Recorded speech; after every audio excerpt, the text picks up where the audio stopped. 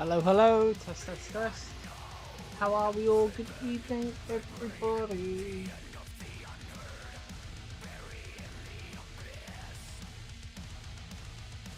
Bear with me, I got so much on my screen right now. Let's make sure everything is working.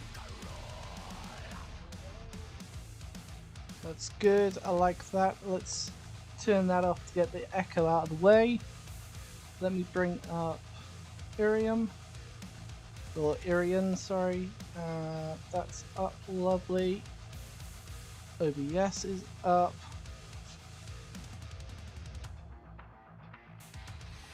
You guys are on the side there. Hello. Good evening, everybody. It is 5 to 8 in the evening over in the UK. Hello, wherever you are. Let's get my face up here, or whatever you can see behind my very crooked setup. Let me see if I can just make a few modifications. I wonder. Camera's going to go a little wonky for a second, but bear with us. If I turn it this way around, spin this.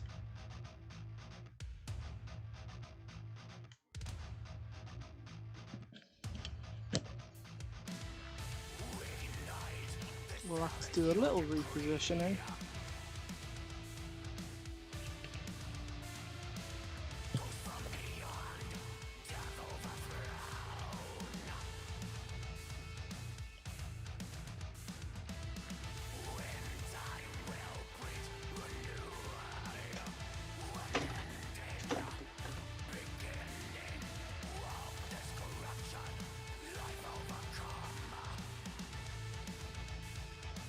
Okay, so if I bring this here, you should be able to see everything.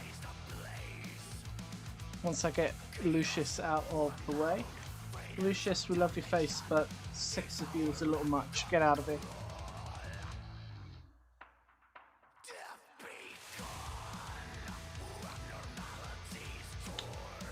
Okay, so today I want to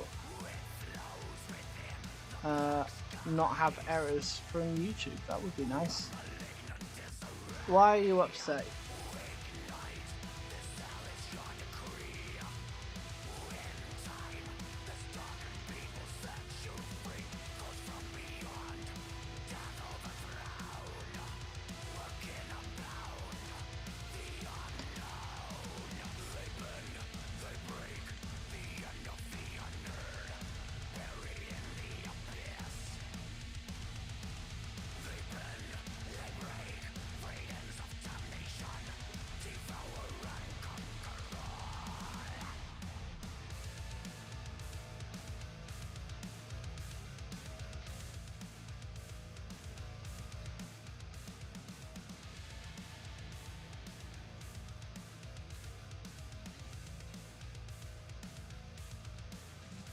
Just want to get this working.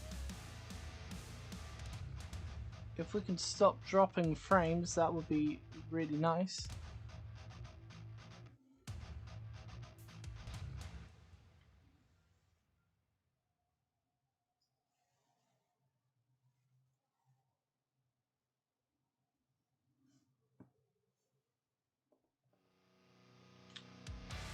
Hey boss, no, I shouldn't be on mute. Let me have a see.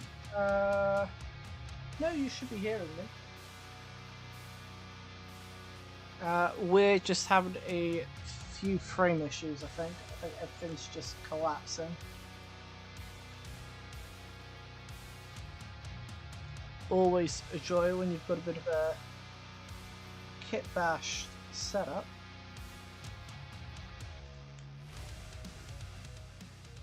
Just going to pull that down a little bit.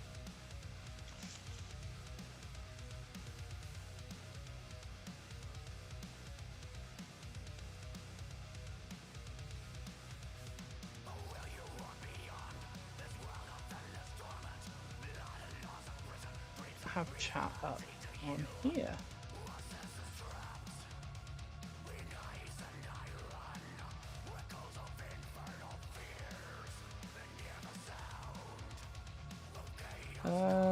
Okay, docs.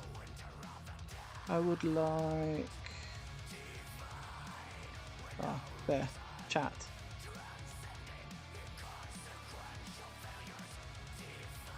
Wherever it's put it.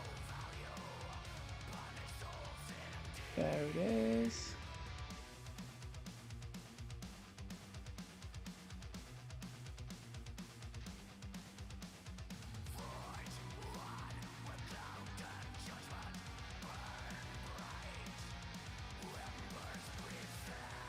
We are dropping so many frames right now. Let's pause that music for a minute. Let's see if that fixes anything.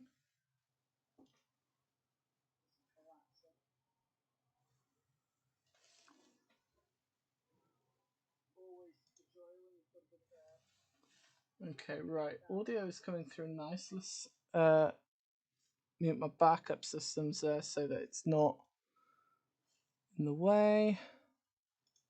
OBS is just screaming at the minute.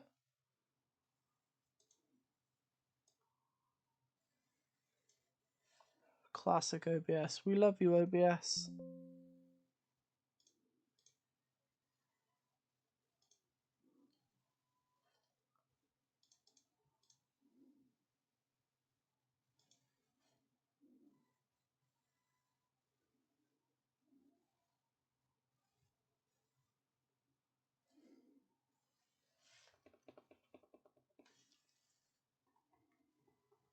Hopefully chat will turn up.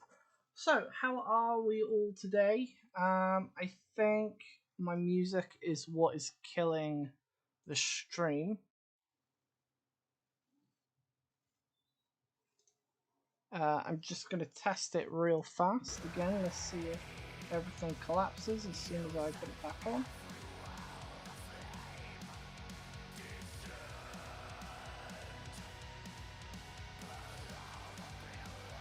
Yeah, it's the music, right? Okay, we're gonna have to go with that music. Disappointing, but there we go. That's just how things are. My system just can't handle all of the inputs at once, so we are just gonna have to make music in our brains. We're gonna have to do it ourselves. Love the color of the headphones. Lovely. I like that you like that. Let's just wait for OBS to catch up again and realize that I've stopped the music.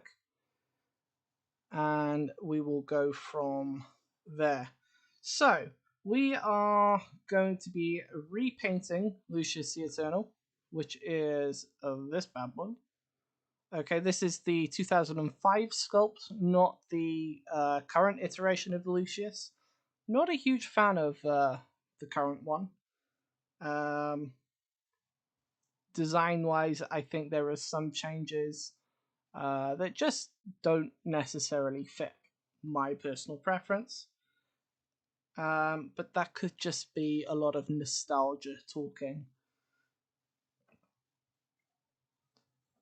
But what I do have is another Lucius of the 2005 sculpt. I think it was it last year? Games Workshop was re-releasing a bunch of the old classic metal models, particularly Eldar and Emperor's Children. Lucius was one of these guys, so I've got him, and we're going to repaint him. Okay, this guy was one of the first models that I painted for Warhammer. Come on, OBS. You can do it. I believe in you.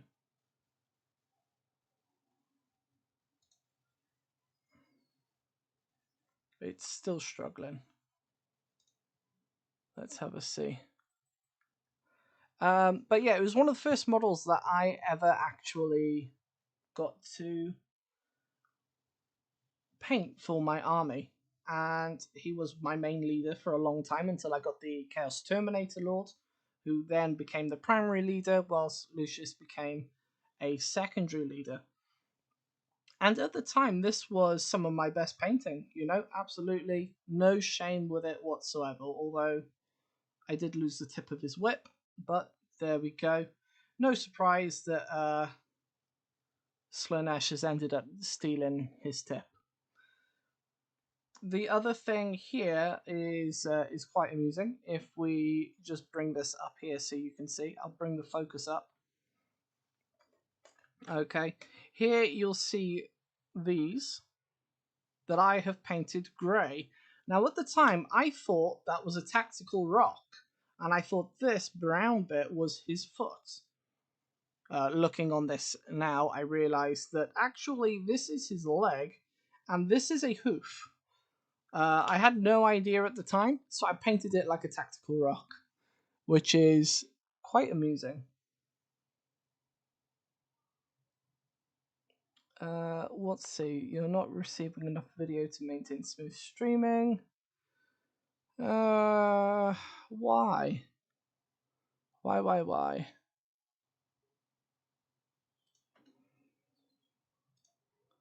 Get that out of here.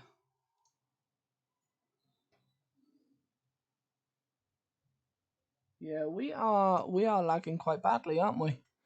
Let's have a see. What can I do about this? Tools. How did I do this last time? Settings, output.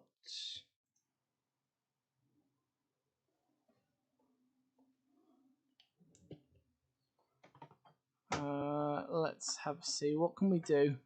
Oh, are we back? It's calming down a little bit. It's a little slow on my end. Bear with me.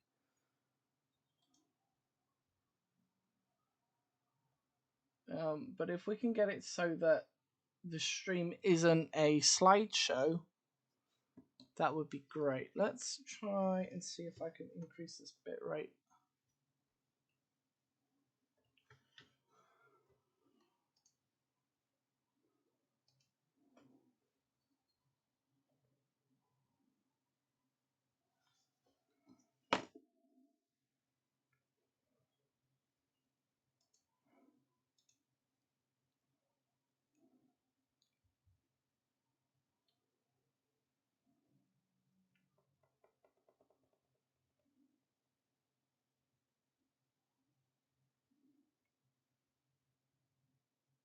I'm still losing so many frames. I'm sorry, guys.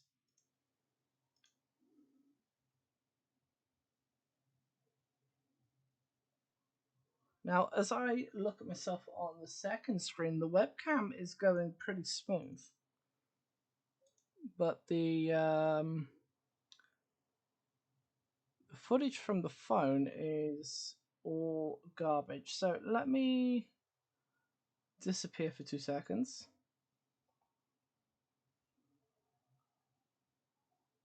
And let's see if that improves anything.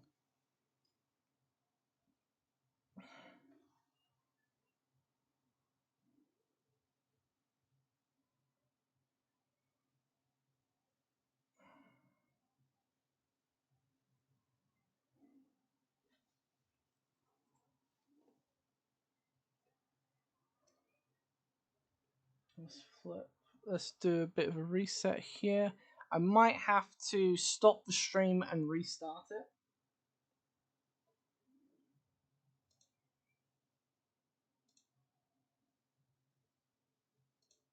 Let's try and get any background things switched off.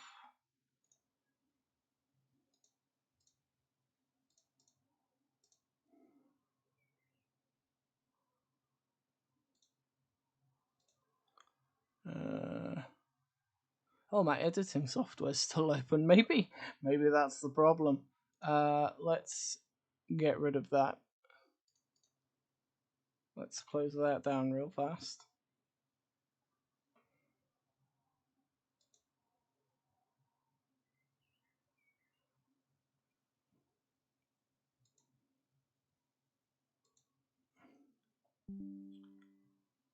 Arian is running on background. I don't want it to run on the background. I want it on my screen so that I can manually control the footage.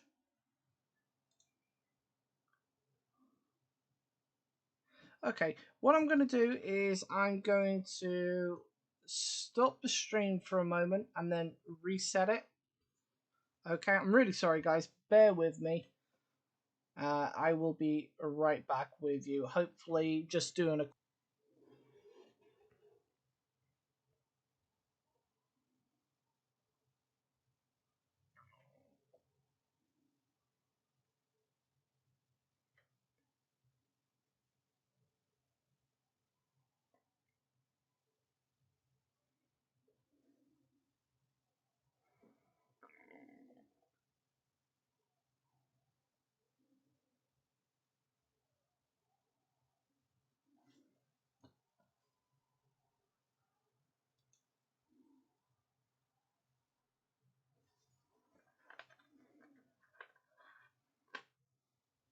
Okay, let's see if this is doing any better for you guys.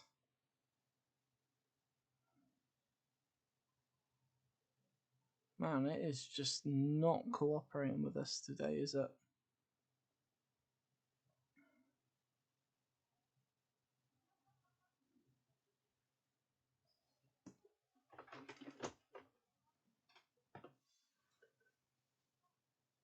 Okay, I have a backup idea.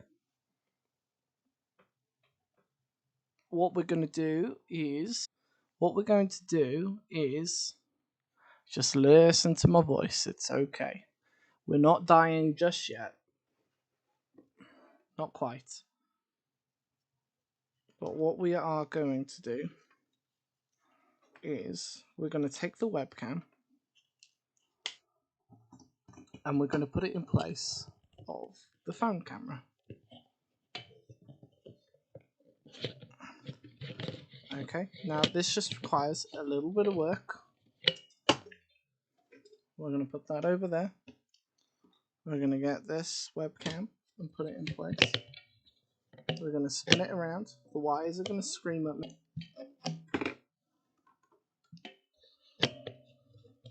Okay.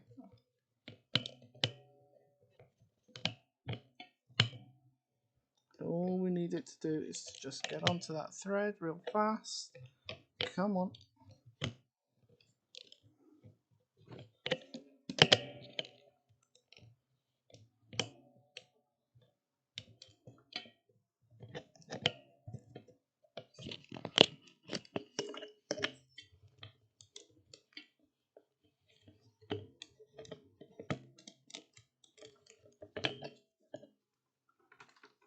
Oh, it's being a nuisance. Be strong.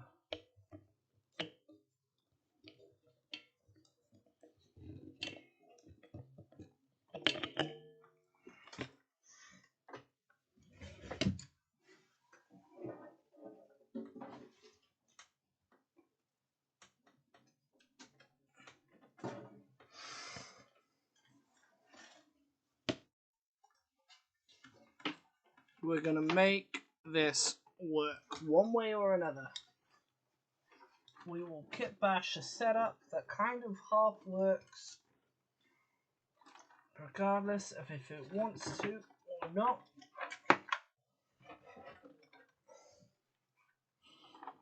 We will kit bash everything. We'll even kit bash myself a brain if we have to. But we are going to make it work so that you can at least see me paint something.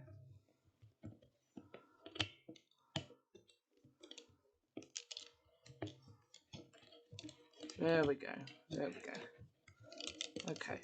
Right, so that is on the mount. We're going to do this. Then what we're going to do is let's switch to the webcam. Let's take this off. We need to reset it. The things I do for you guys, you know, it's not easy. There. Okay, that's back in there. Let's deactivate, reactivate.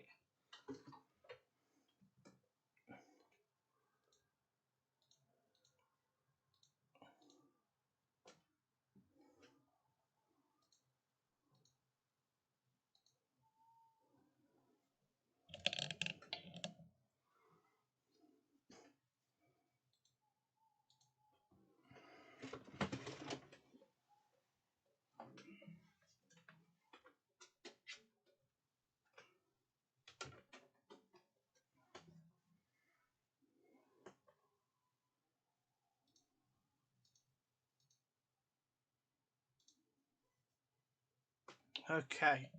Alright, here we go. And we're going to spin this around, like so. Put it over here. Get that wire sort of out of the way.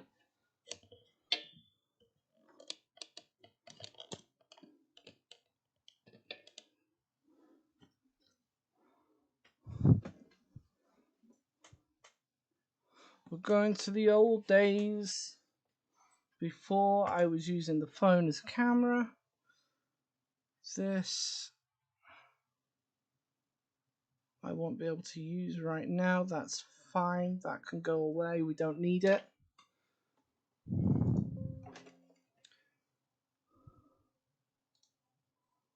And then what we're going to do is we're going to switch to this screen.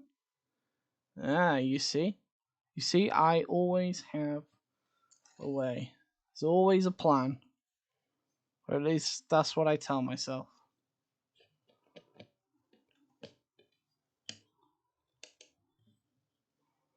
Okay. So that's there. Hopefully this will catch up for you guys, and hopefully you can still hear me.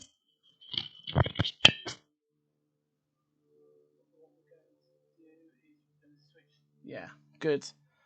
Okay. Let's grab this and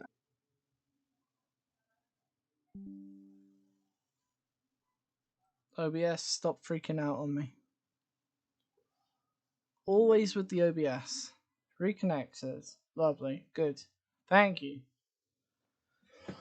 Oh dear.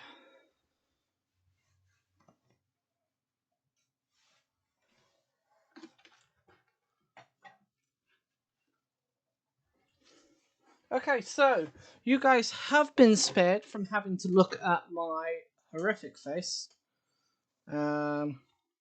Consider yourselves lucky. However, you are not being spared from my atrocious painting. Can you guys just let me know, are you seeing everything running relatively smoothly? Hopefully the autofocus will work in our favor. Let's just make sure that you guys can hear me and you can see the model and everything is running as smoothly as we can possibly get.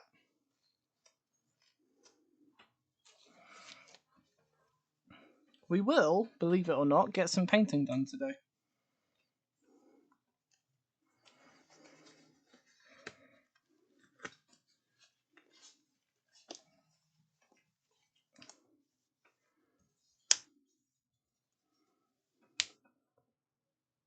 And I have already broken my glove.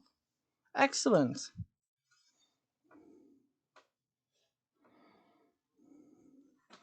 Let's see, can I just get this to come down any further? Not really, that's about as far as it's going to go.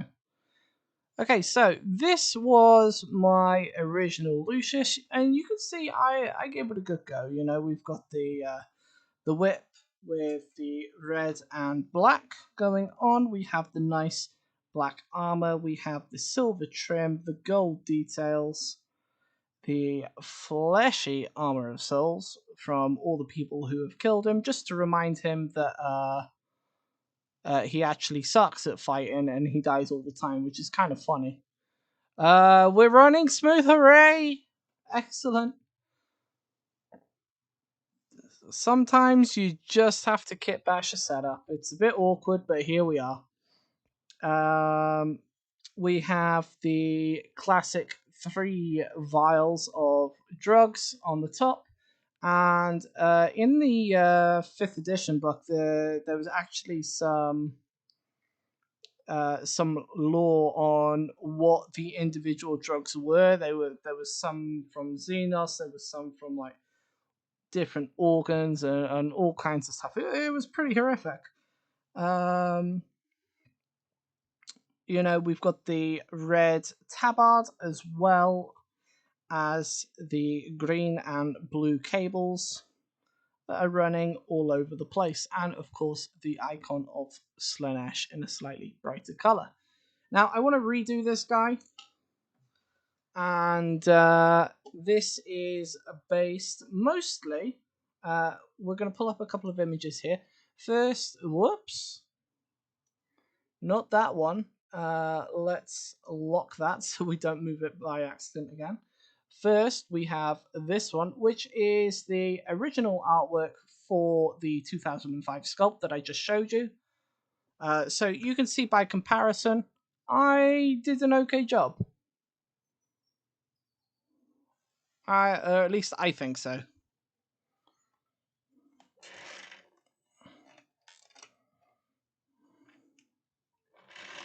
Let's just move this lighting out of the way. Yeah, I think I did an okay job. My paint was a little thick, so we have, unfortunate, it's hard to show you because the light is just overexposing his face. I just want to get a bit of shadow. There you go.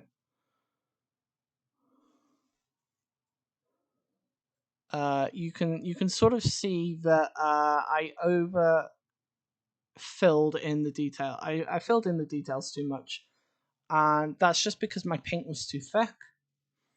And I was trying to get the art look, and I had no idea about layering up things slowly. So unfortunately, we lost many of those details. But I'm still really proud of this guy. But we are like nigh on 15 years later, so I want to have another go. And it just so happens I have one right here. If the camera will focus on it. Please.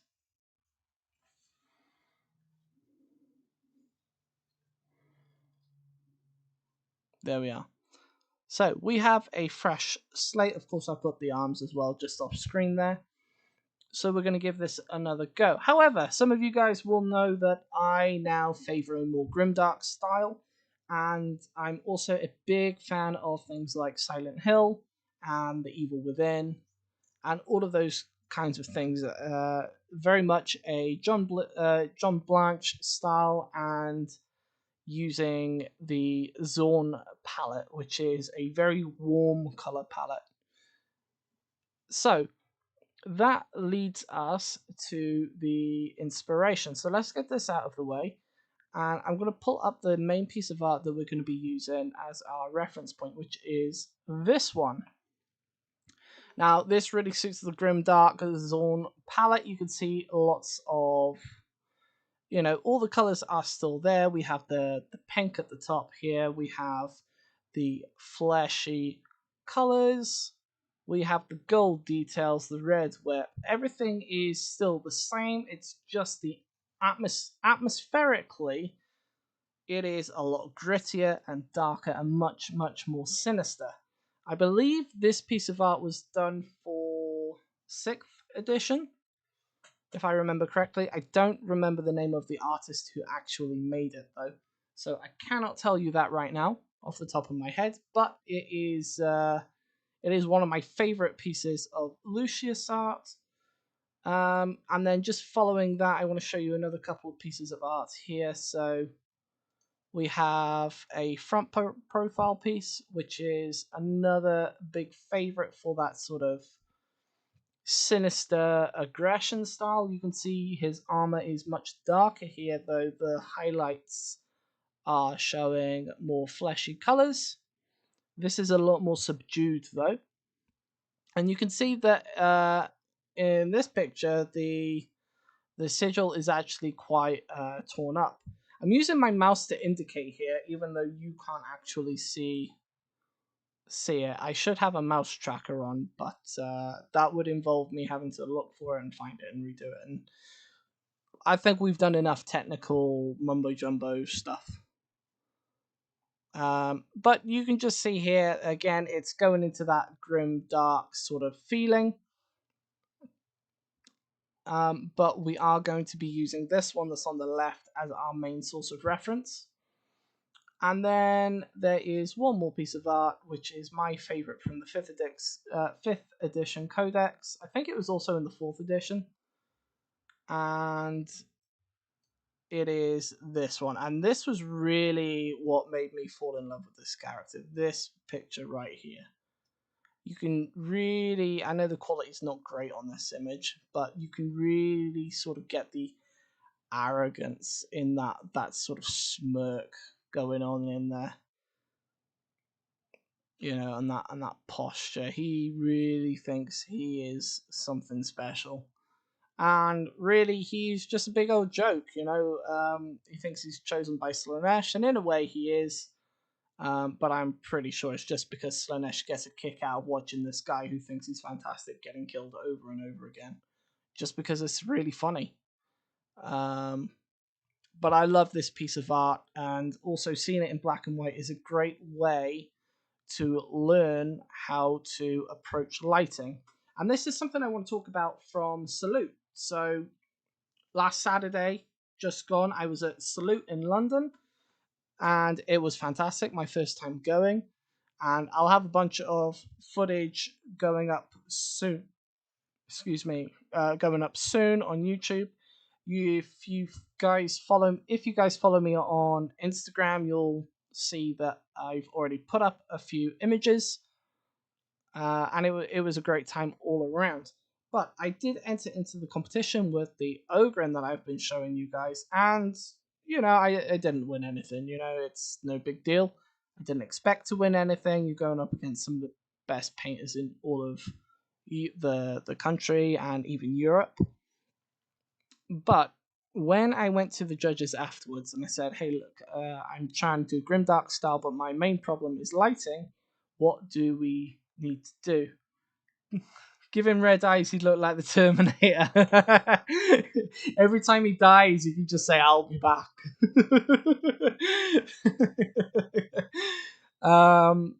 What the judges said was, when I'm painting, I need to try and stop thinking in sort of like objects like swords and armor and arms and heads and things like that, and think in more about shapes. Okay, so the head is a sphere, the arm is a cylinder, a bolt gun is like a rectangle with more rectangles on top of it, and to think about how light affects that. So if we look at this black and white picture, if you look at his arm here, right, you want to look at the lower arm.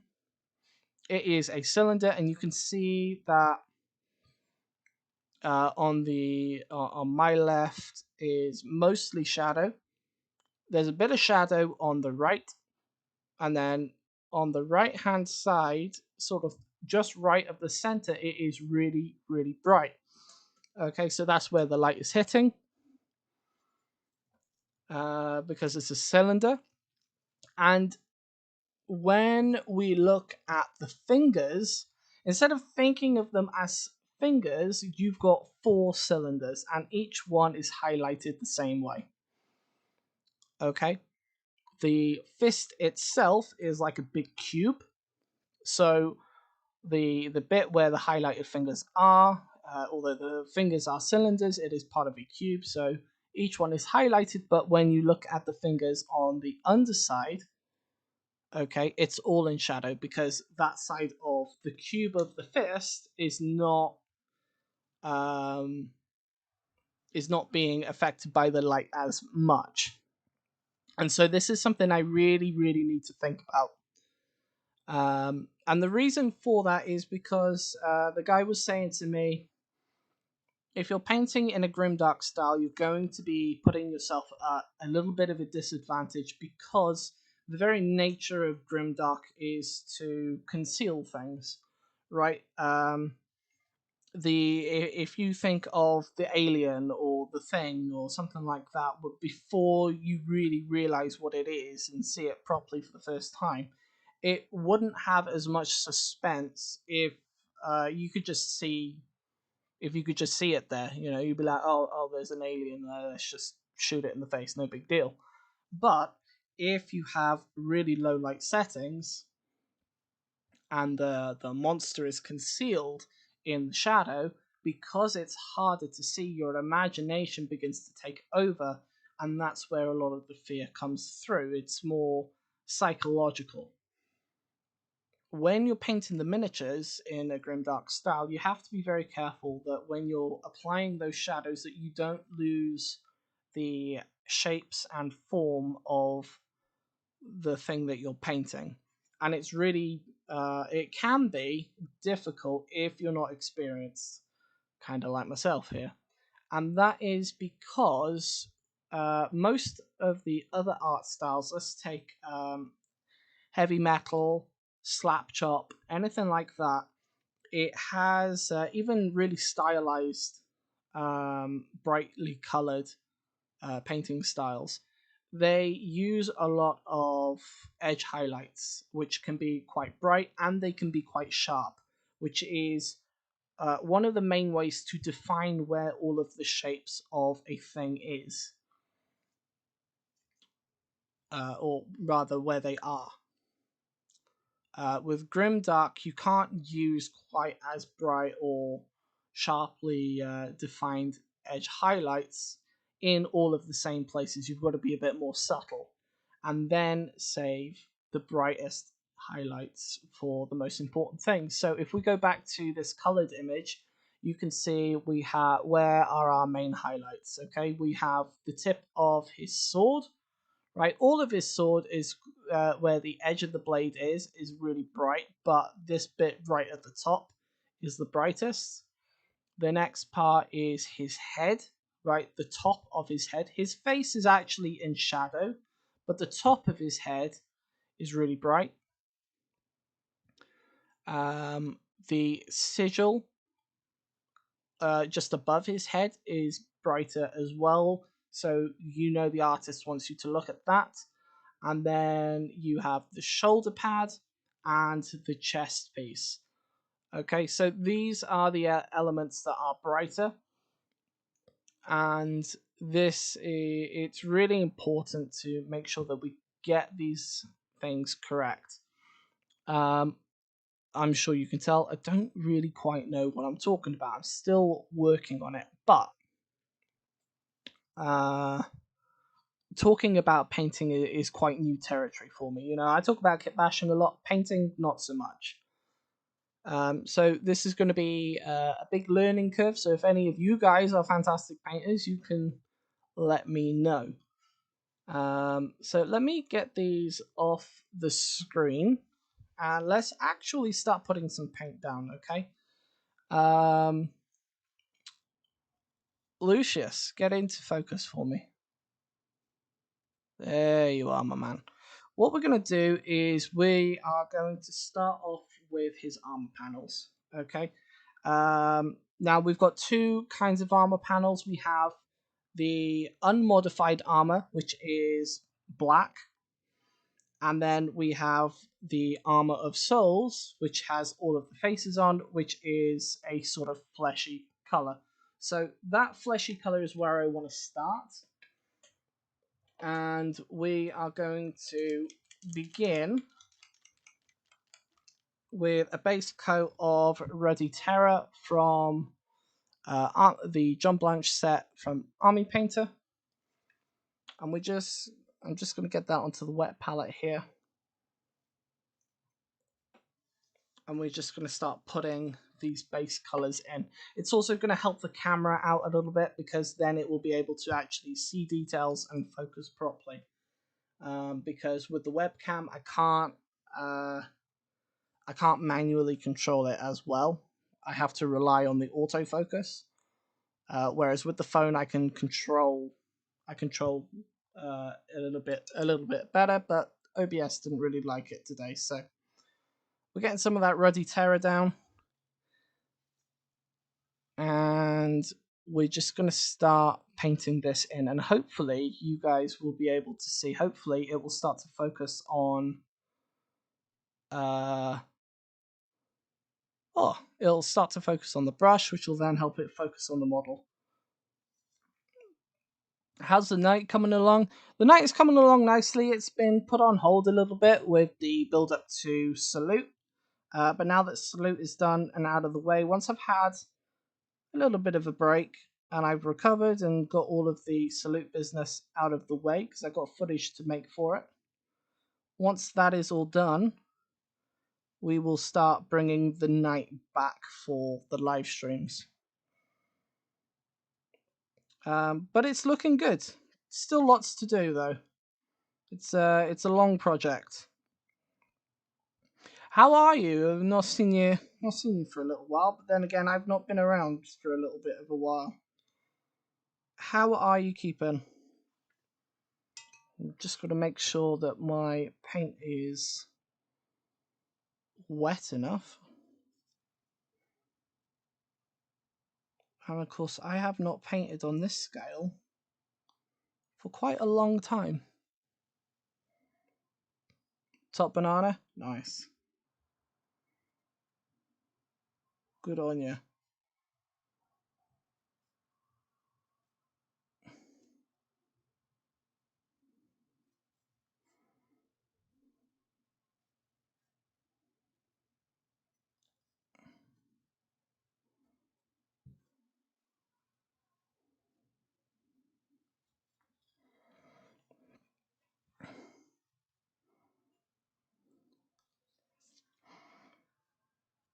Okay.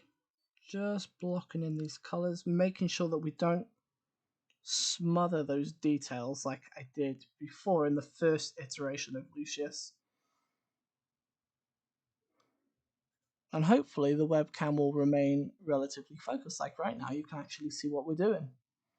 You've been working on your red corsairs. Oh, yes, absolutely. How are those models? I've been seeing good things about them. They look really good, to be fair.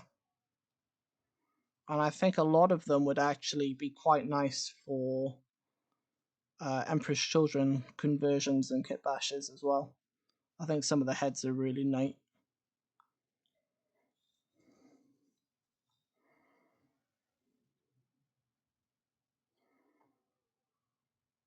There we go. We're just making sure we get all this nice layer on there.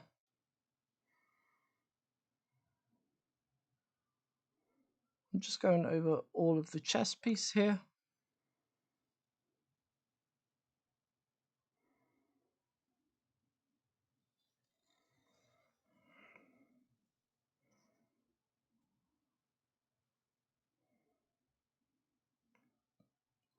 And this is going to take a couple of layers. I'm not going to worry so much about any paint that is on where the arms are. That can just be scraped off at a later time towards the end when we're ready to attach the arms. So I'm not going to worry about overspill so much. I'd rather there was overspill than not covering enough.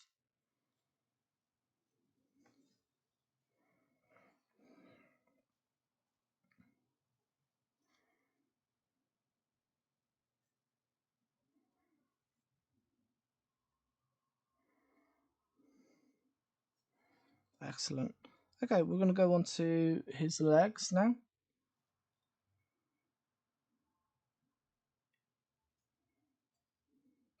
I think the other thing that I prefer is, with this sculpt rather than the current sculpt is that these faces actually have a lot of character, whereas I feel like the current one, they're all very generic tormented souls, just like instead of like, oh, I hate you, I'm gonna rip your face off, you know.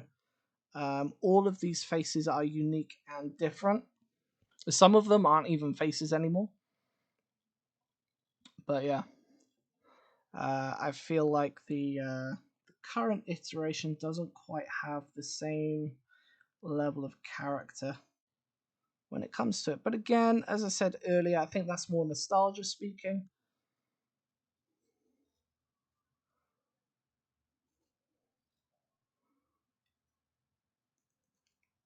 It's certainly not a bad model by any regards. There are just things that I'm not a huge fan of.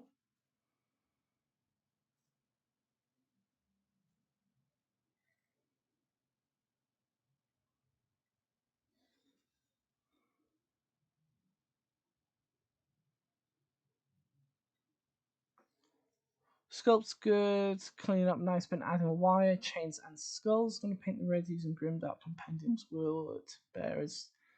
Oh, the word bearers tutorial. Yes, very nice.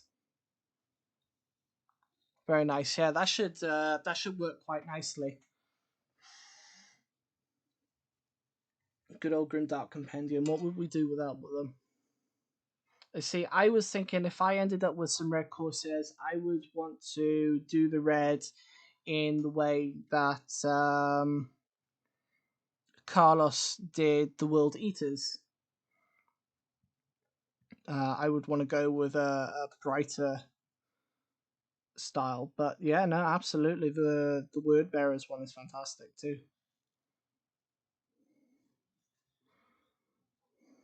Okay, just gonna make sure we get the underside of his leg armor there. This is also something that I never realized when I was a kid. I don't think I caught that back bit of armor on his leg. Let's have a look. I tell a lie. I don't give myself enough credit. I did. Look at that. Look at that little bit of there. I did notice that bit of his leg. There we go. I'll shut my face. Don't insult younger previous Ryan. He knew what he was talking about.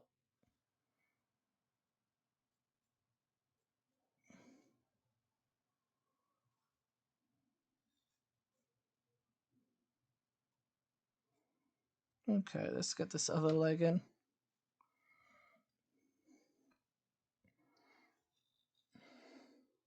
Man, I love this model. It's such a good model. One of my favorites for sure. It reminds me of the old metal obliterators as well. I love those.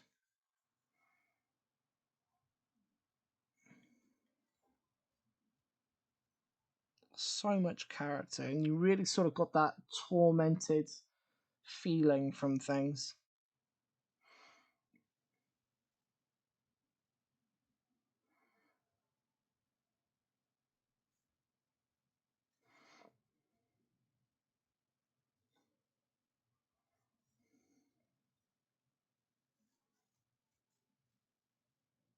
Okay.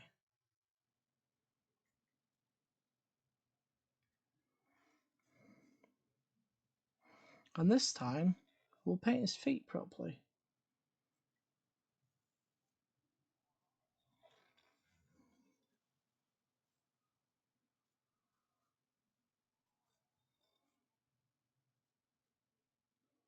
We're just going to get in there. Make sure there's a nice even covering on that base coat as well as that little bit inside the ring.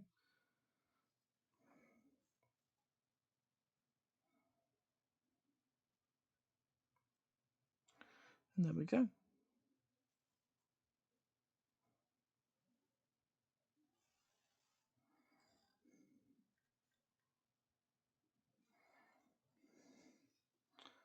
Okay, good stuff. Yeah, it's starting to pick up now. Excellent. Okay, so we're going to let that dry off for a minute and then we're going to do the same because we have some tormented souls on the arms here.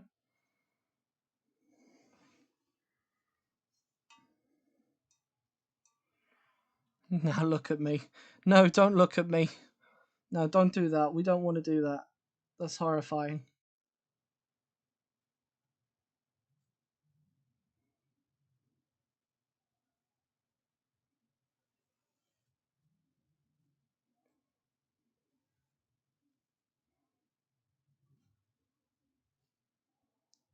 So let's get this down. I'm also curious, were any of you guys at Salute on Saturday?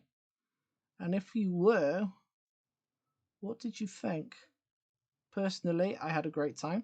It was fantastic. I got to meet lots of people, even though I didn't quite know what I was doing.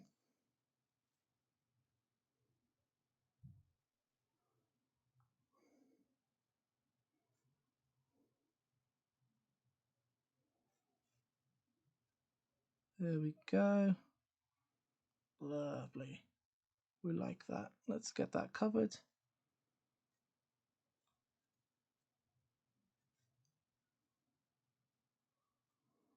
There we go. Alright, so that is that. Now you've got to look after the doggo, that's fair. Doggos are important.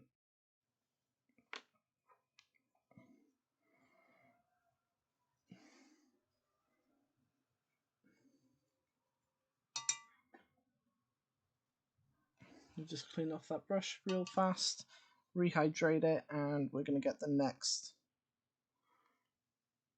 bit in. Oh, boss, if you're still hanging around, say hello to the Big Mac for me.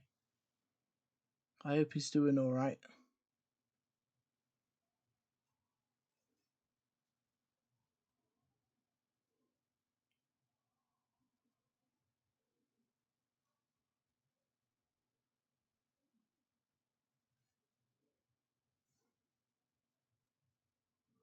So we're just going to get that in there.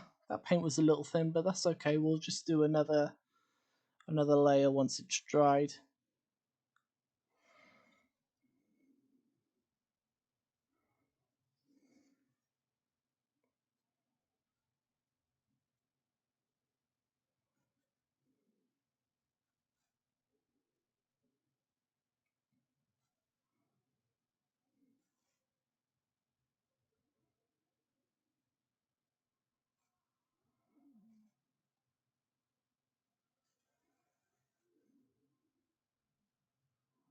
There we go.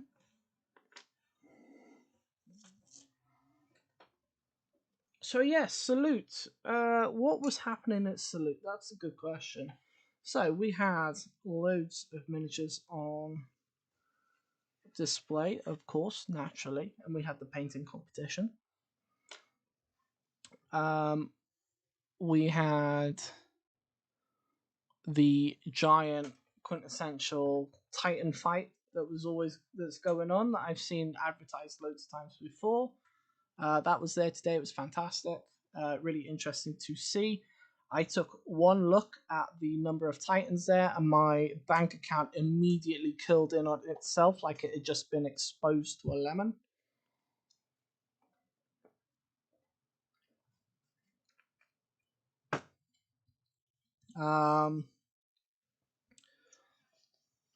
The competition was really fierce. You got some of the best painters in the country there, possibly even some of the best painters in Europe there. If some people, because I know some people will have travelled over from other places in Europe to go to Salute. So really, really fierce competition.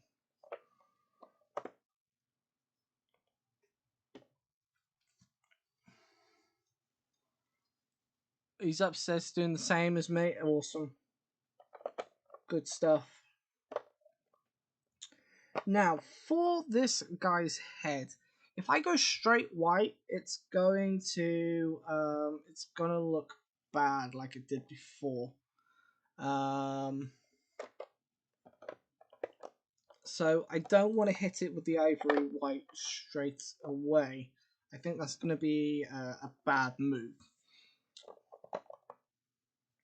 I think, call me crazy if you disagree with me, but I think we're going to start off with his head with a green, as daft as that might sound.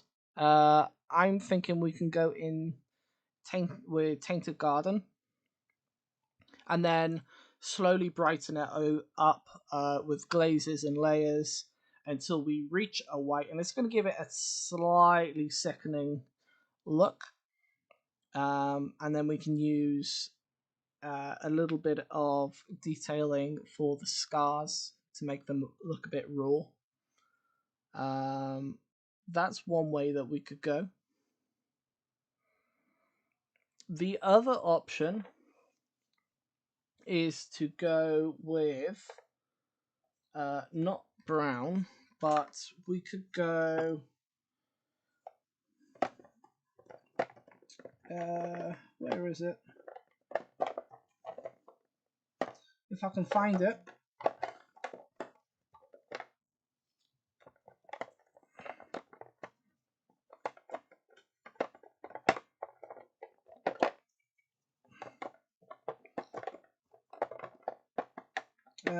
Is that it? Yes, we could go blanched berry, and that will give it a red hue. So if we go with the green, we're looking more towards yellow. If we go blanched berry, we're going more towards red. And either way, we're going to build those up until we hit that white, making sure that the scars are pronounced. What do you guys think? A green or purple? Let's see. Can I give you guys a poll? I don't know if I'm allowed to do that yet. Engage with your audience. Oh, yeah, here we go. Here we go. Base color for fancy pants.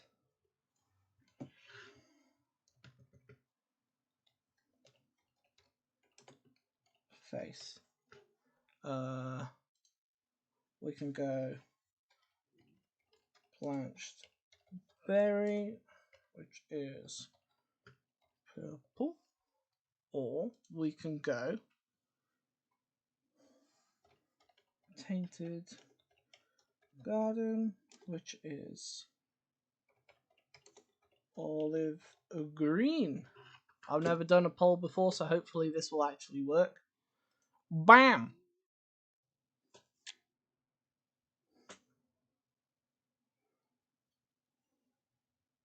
Okay, so guys, there should be a poll in chat somewhere. Pick whatever you think is going to be better. While you guys are doing that, I'm just going to check the armor that we've done. I'm just going to put another layer on there. Okay. And don't you dare draw either. If you draw, I'm going to be disappointed with you, and I'm going to time you all out, and then I'm going to ban you. And we're not going to be happy. Okay, because then that means that I have to be responsible, and I have to make a decision, which means if I make the decision and it goes wrong, I can't blame anybody else. So you guys have to make the decision and not have an even thing, because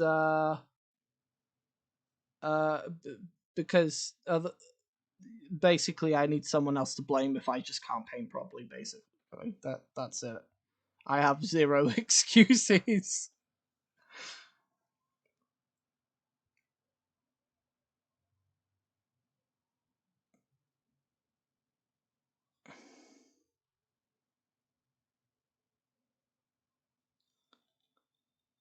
Totally sitting on the fence, not my fault. You don't have them colours and have a test section, but I can't be bothered to wait to do a test section. Do you know how long that would take to do 2 whole test sections, building up with 2 different colours to see if it would even work in the first place? Unbelievable. I mean, what do you expect from me? A simple content creator to be actually proactive and reasonable and to do my job properly? No, absolutely not. That's not allowed in this day and age. We are here existing for skibbity toilets and Roblox brain rot.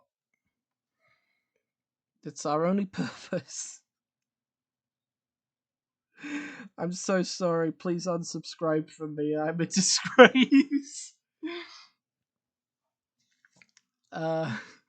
The green will give him sick undertones. Yeah. Let me pull up. Where's that main art? Here we go. So you see here on him there is a lot of reds. Of course, the yellows is more for background to help him stand out. So yeah, it does depend if we want that sickly look, and it does mean that we're going. Boo! Boo! I can't make a simple decision for myself. Boo! Um, yeah, using the green does put us in sort of Nurgle territory.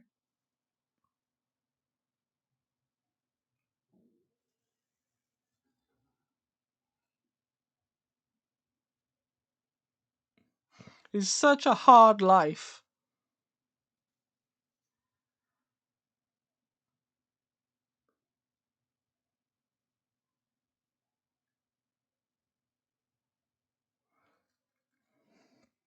You guys are leaving me on 50-50, aren't you? I can't believe this.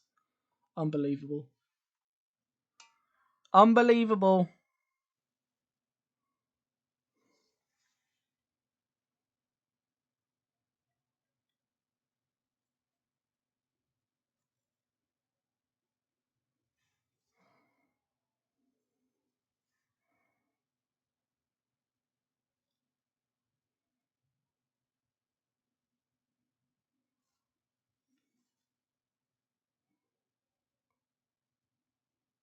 But hey, that means we know that the polls work. That's a new thing.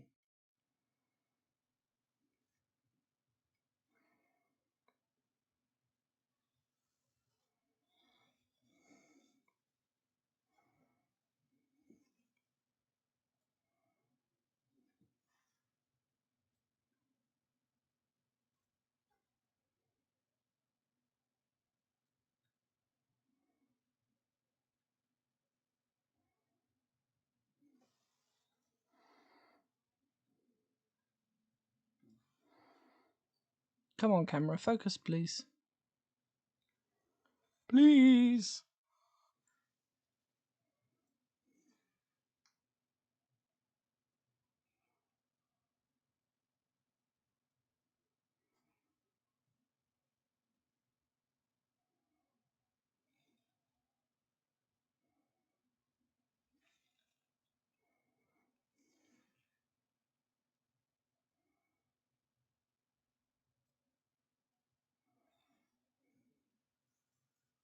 Now, is his collar black or is his collar flesh?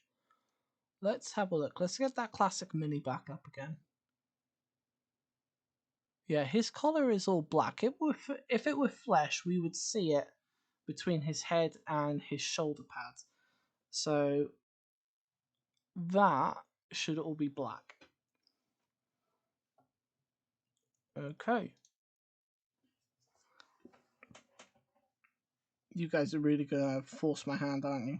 You're gonna make me decide.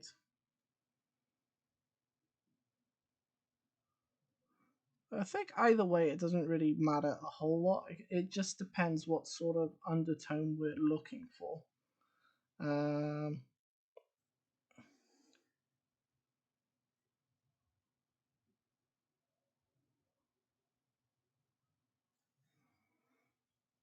I've got to come up with some like creative idea. I'm a professional streamer now. You know, I'm really good at my job. I promise.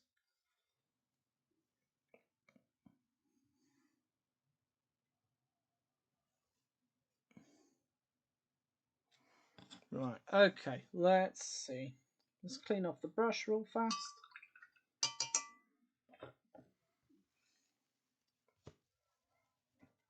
And let's see, what can I get here? Let's get a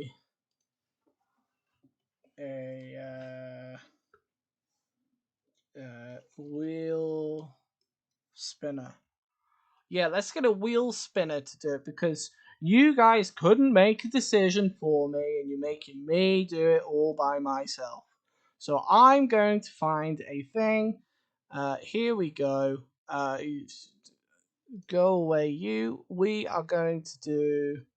Uh,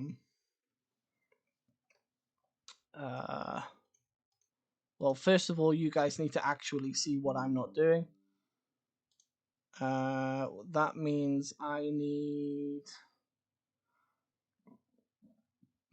a new source.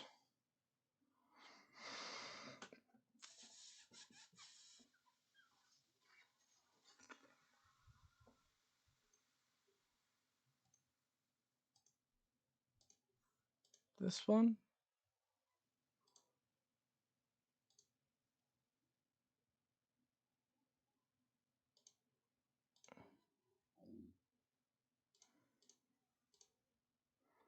Okay.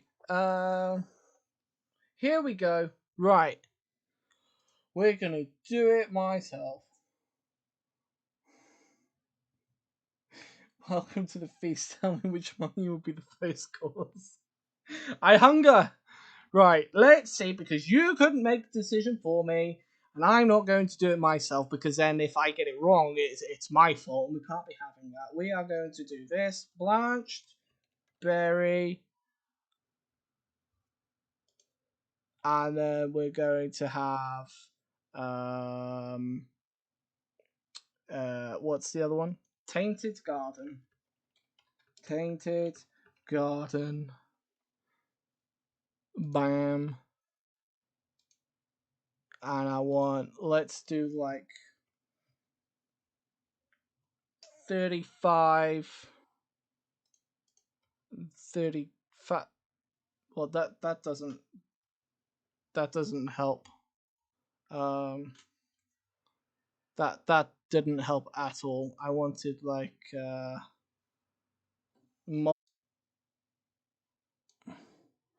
blanched berry is here. It's like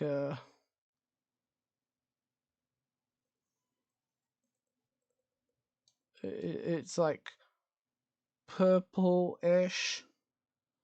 Bam, and then tainted garden is like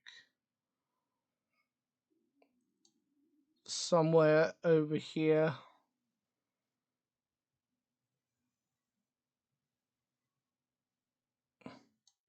Okay, and then we want like loads of those. I don't even know how many I have.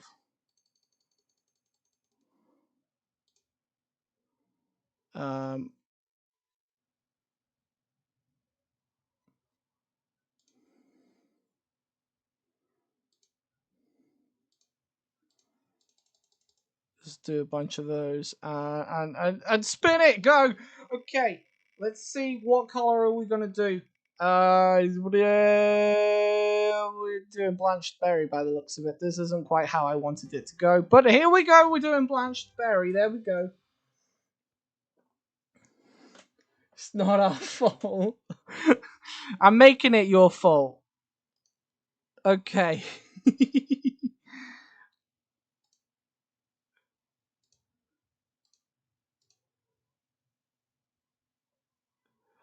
Blanched berry it is. Okay, right. Let's get that out of here. That took way longer than what it needed to be.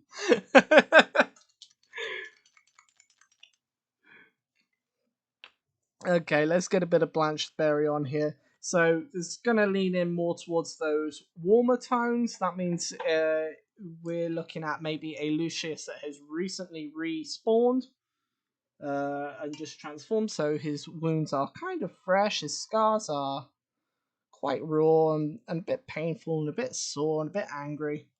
But he's having a good time. So let's start marking those in.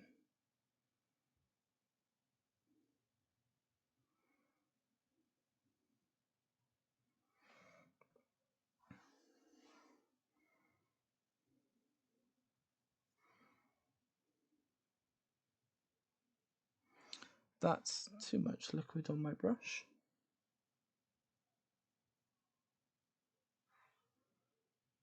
We're just going to wick that off.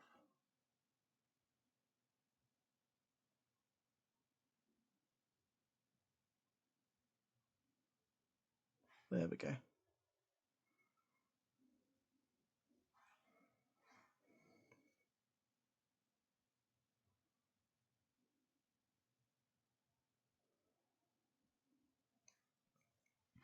And we're just going to take our time and really savor this. You know, this is one of my favorites. Do you guys have a favorite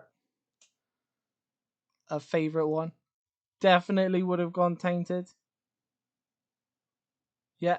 Oh, now you want to make a decision. Now you want to tell me which one it is that you wanted it to be. Oh, I see. Okay, well, it's too late now. It's being purple.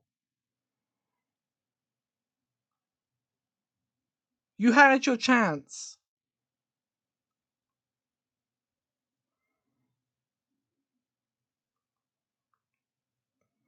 Just slowly deteriorating into like a tyrannical dictator.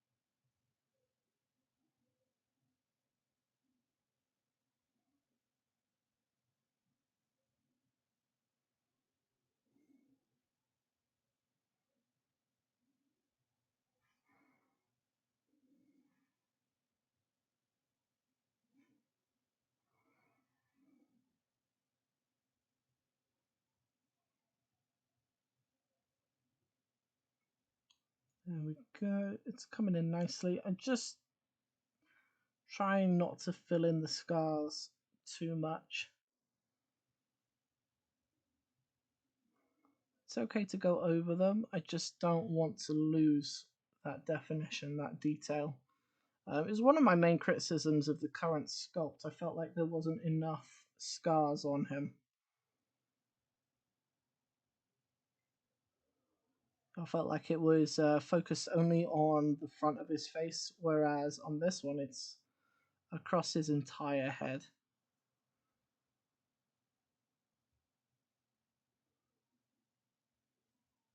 The other thing I really like about this is when you look at his head, I don't know if we can get it to focus enough. If I go this side, come on, you can do it. Focus. There we go. You see all these wires going up into the back of his head, right into his skull. It's almost as if his face is just like a mask that he's pulled over the top of his skull. Um, that's not quite the actual case, I don't think, but that's what it makes me think of, which sort of adds to that inhuman element. We're going to take this same blanched berry, we're putting it over his tongue as well. That's going to give us a nice base coat.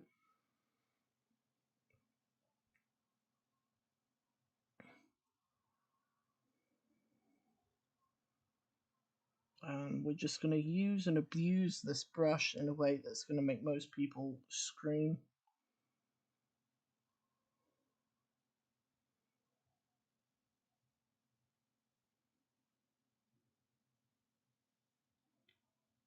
There we go. I think I got a little blanched berry on his armor there, but we'll fix that later. That's not a problem. Now, what else do we need to be blanched berry as a base coat? Well, we need his icon on his power pack and also his tabard. And I also think, given that his whip is a combination of black and red, I think putting in some blanched berry there is going to be useful for the transitions as well. Let me just pull up that piece of art again.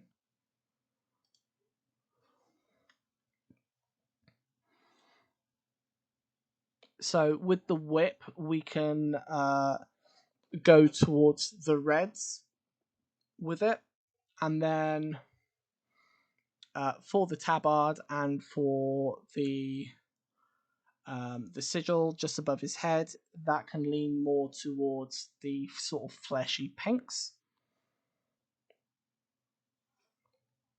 So we're just going to... I'm going to use a bit of a bigger brush for this.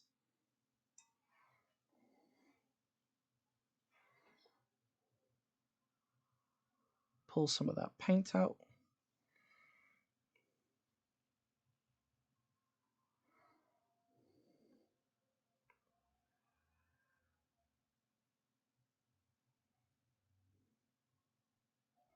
And we're going to get in there. And we're going to get that tabard coloured.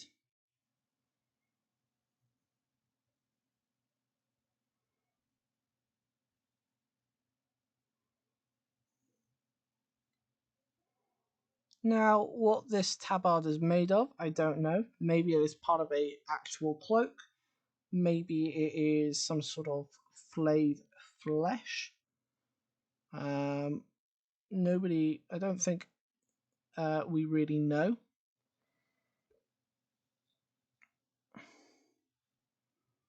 But either way, it's rather questionable what material it is.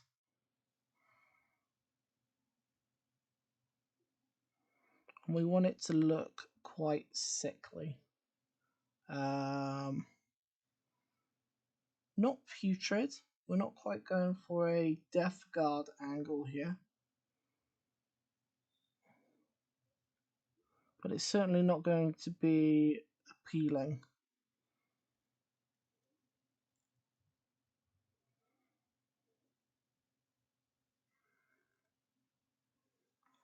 Just going to make sure I get the undersides as well. Give him some gold and he enjoy my freebooters. He'll get gold when I give it to him and not beforehand. Don't be greedy.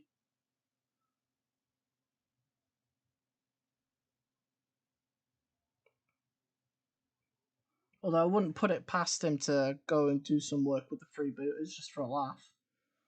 Just because he'll think that he's better. But then your freebooters would get annoyed and they'd try and kill him because he's a bit of a pansy and a bit of a show-off. Catch you guys later. Grub's ready. Awesome. Go enjoy. Have a good chomp.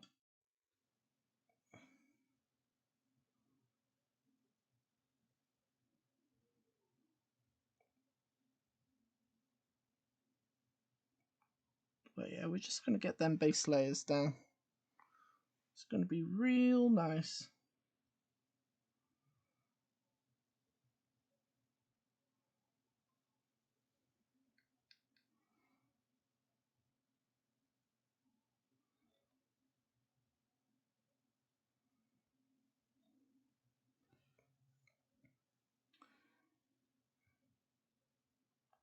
Just got to get in and around this chain.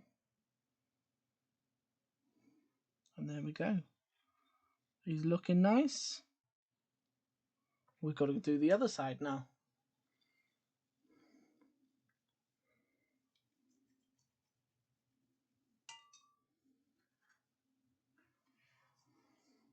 Okay. And there we go. Oh man, I miss metal models.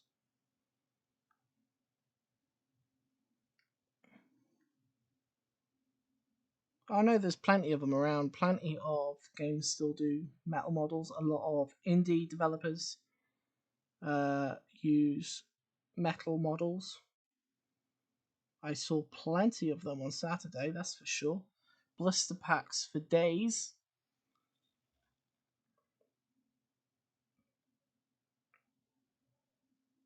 I'm not sure what it is about them, but I like the weight.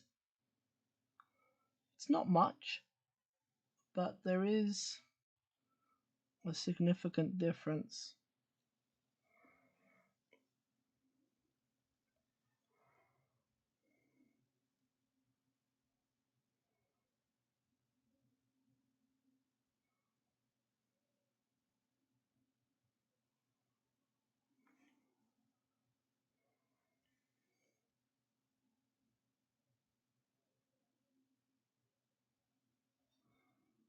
Okay. So that's the back piece of the tabard. Now we're just doing the reverse side of the front piece.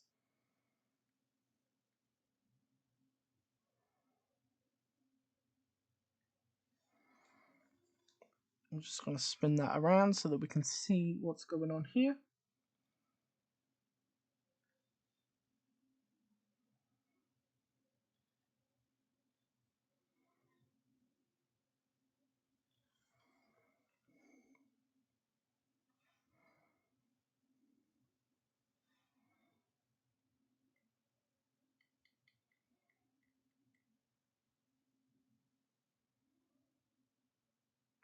Okay.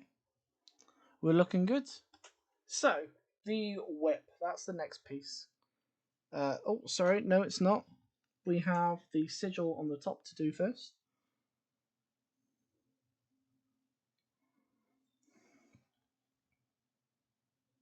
Where the icon of Slaanesh is.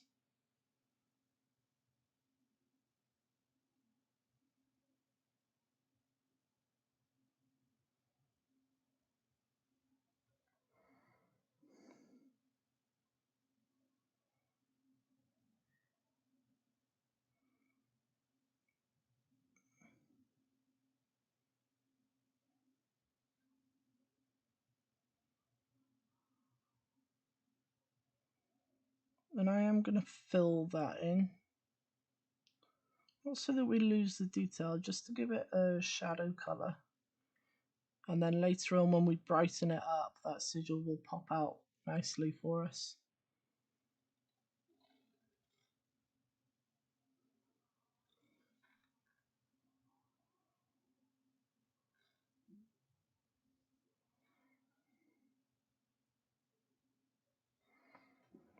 There we are. That's what we like.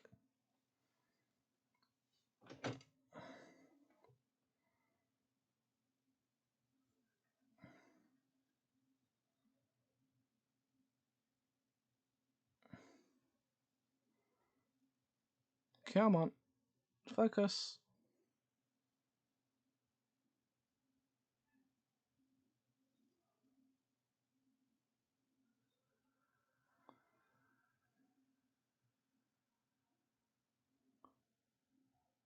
It doesn't want to do it right now, does it?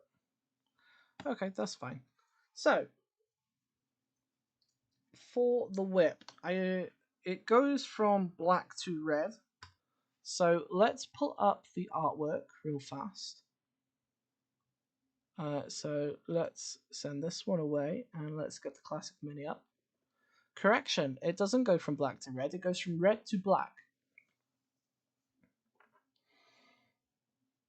And it goes all the way to about here. Okay.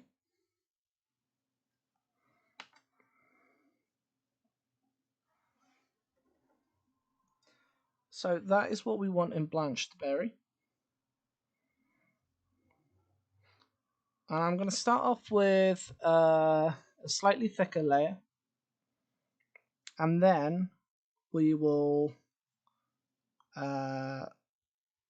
taper it out towards the end.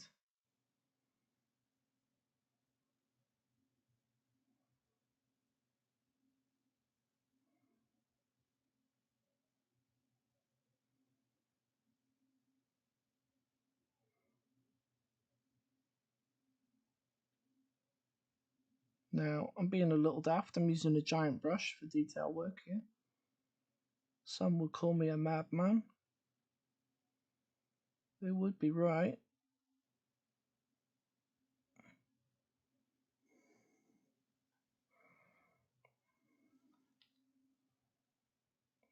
We just want to get all those tendrils that are going into the armor there.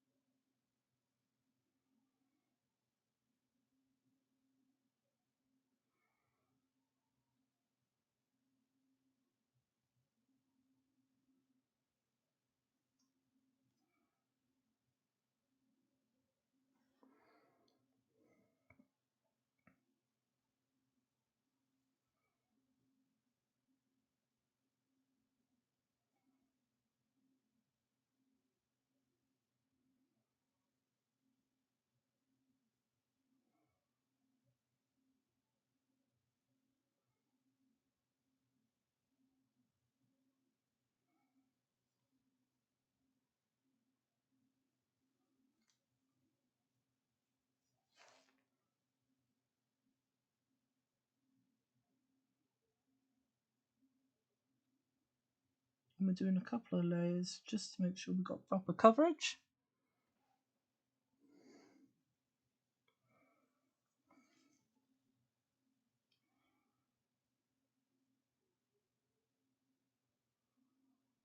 Then we can start covering the main body of the whip.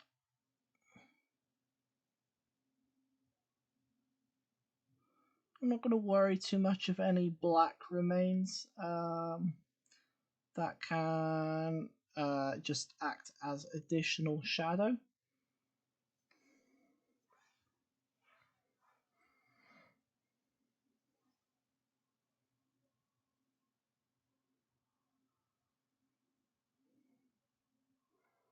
And we're just getting off to the point where it begins to fade. So we just have a thinner application.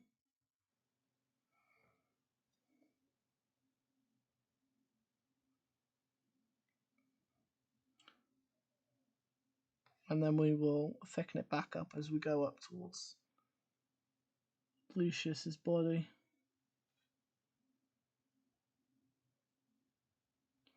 Like so. There we go.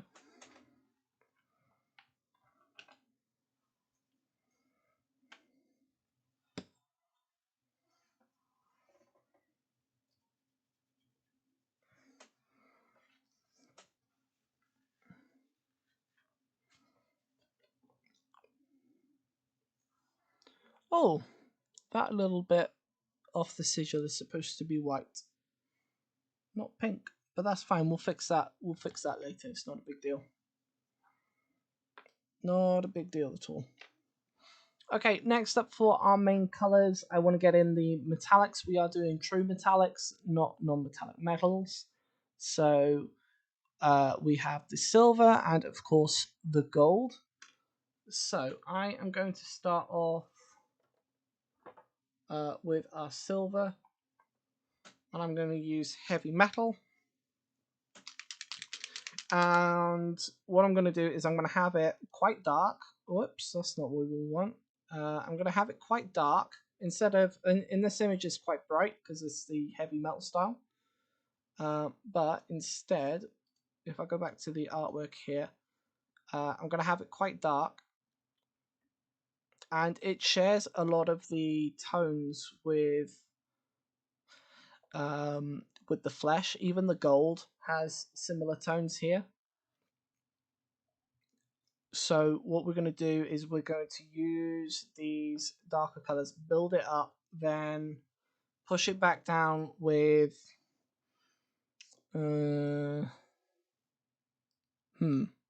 or actually he's thinking. Watch out, guys, he's thinking. Where are my other ones? It's a disaster. He's thinking. He's had an idea.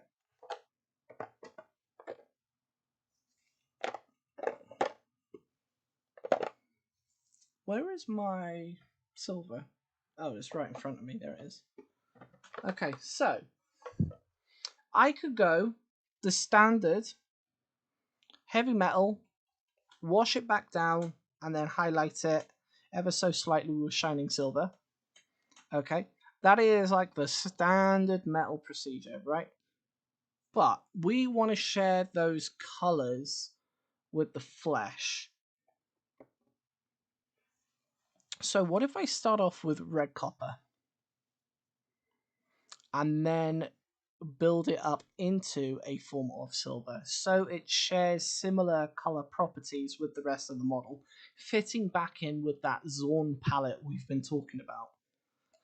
Okay, and the thing is, we can use this as our base for the gold as well and build this up to Emperor's Gold. Okay, which can then further be highlighted ever so slightly with shining silver. I think that's going to be a great way to go. So instead of the heavy metal, we're going to use red copper. This is a bit of a gamble here. I'm not quite sure if this will work, but we're going for style points instead of logic points.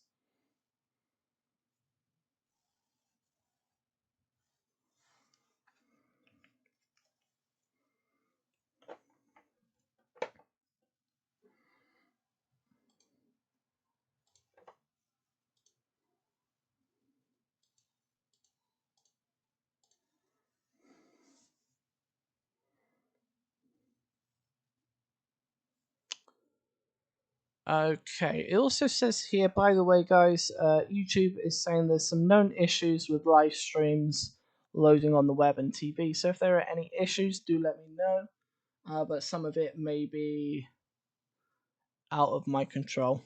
What's it saying here? We're aware of an issue affecting some viewers of live streams. Monetization enabled. Persistent loading icon when an ad is about to start. Primarily affects viewers on desktop browsers and TV apps. So just keep that in mind, guys. Okay, this issue should now be fixed once viewers refresh their players. So if you have an issue where you're just getting a loading screen, just refresh. Okay.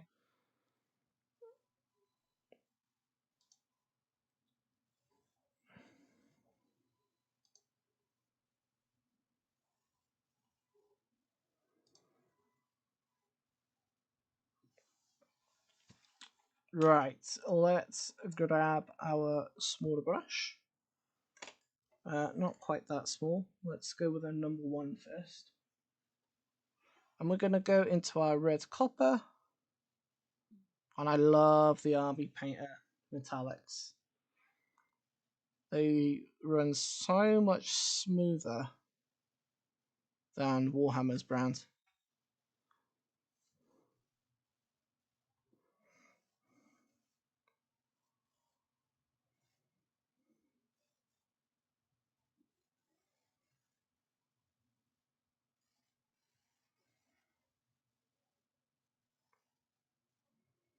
Okay.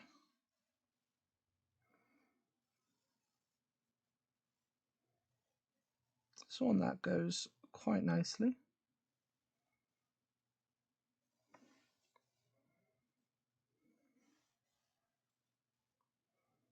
Gonna get that armor trim.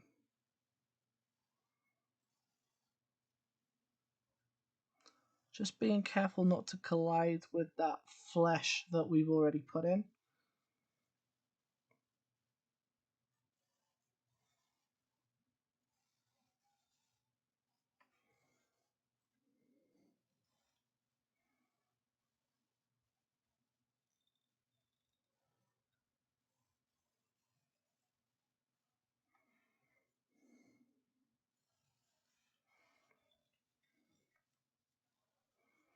Okay, it's getting a bit much. I'm going to come back to it with a smaller brush. We're going to go in for the air vents now.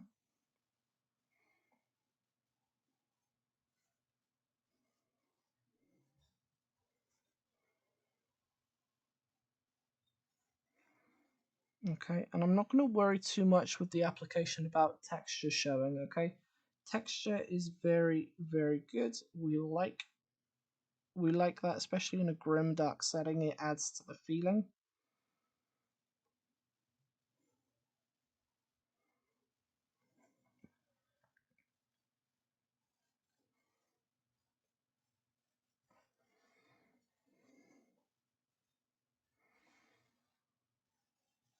Same again for the other side.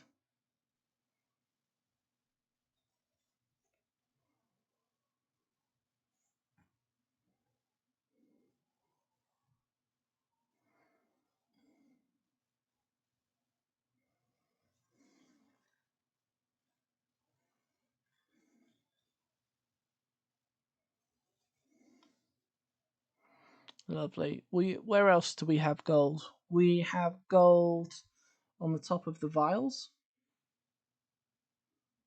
Up here.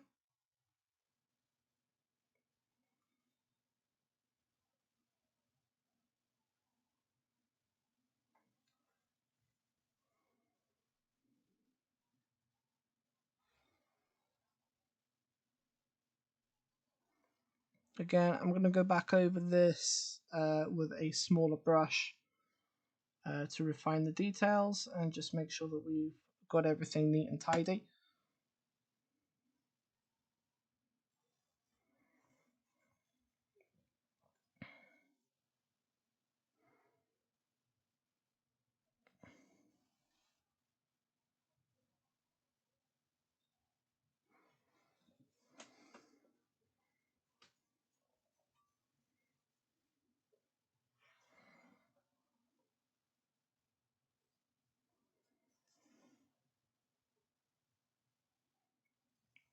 Top of his knees.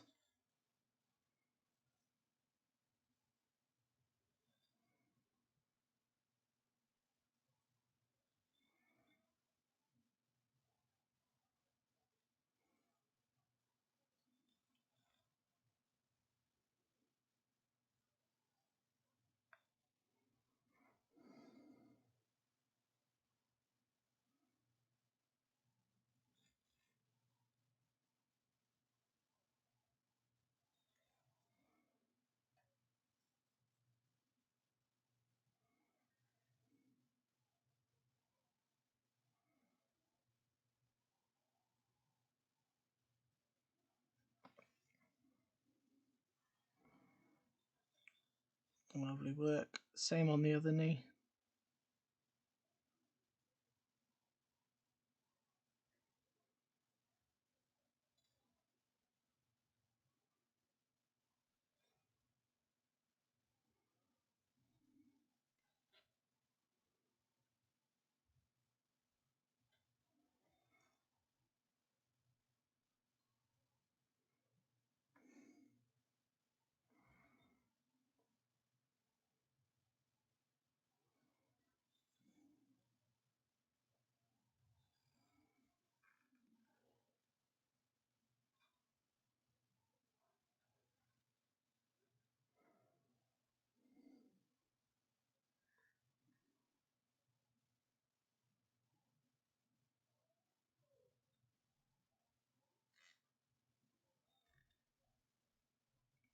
We're going to make the sigil stand out as well. And then I think also the skull on the back is supposed to be bronze. Or gold, rather. Sorry, not bronze. Not the white that I originally painted it. Although that is an option that you can go if you want to, but I'm not going to do that this time. I'm going to keep these details cohesive, so the skull on the front and the back should be the same. This bit of trim here needs picking out.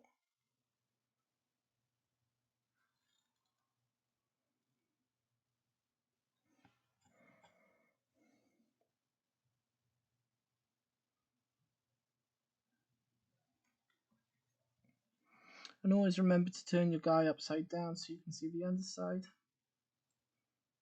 You don't want to miss any details there. Okay, I'm going to wash this off.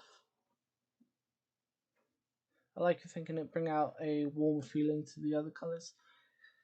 Yeah, that's the theory. I also think it's going to keep some of that cohesion as well. So when we go in with the silver, I think instead of layering it on, I think a dry brush is going to look better. So it's almost like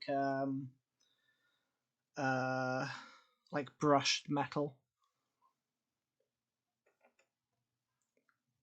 It's like when you look at gold, especially gold, copper to a lesser degree, and brass, I think, is another similar one.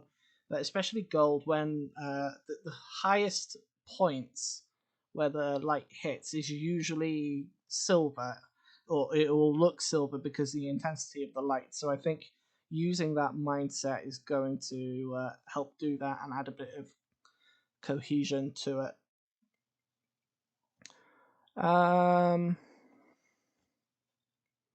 Yeah, so I need my smaller brush so that we can just pick out the rest of that armor trim, because it's going to be a bit more difficult to do with that bigger brush.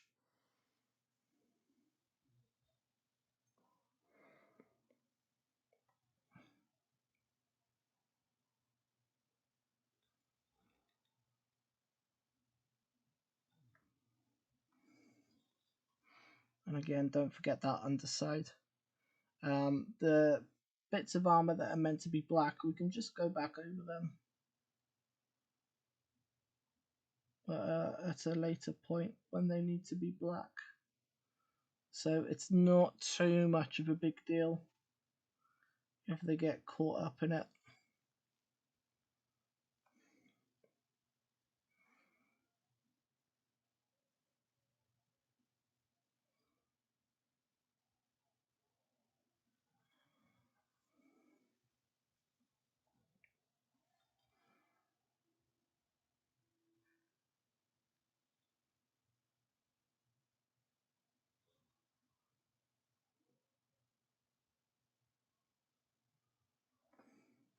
Now we just got to get that trim under his power pack, which is a bit of a nuisance. I'm going to move my light a bit so that I can see.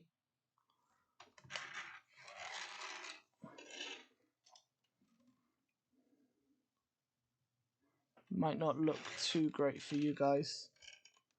Just bear with me a moment, because now I can actually see what I'm doing.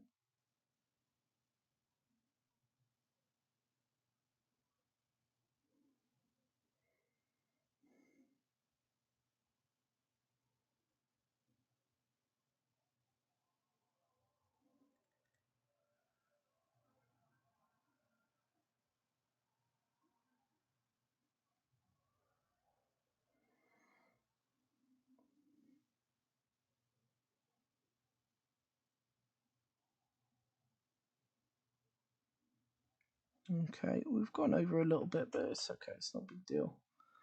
I'm going to pick up this as well.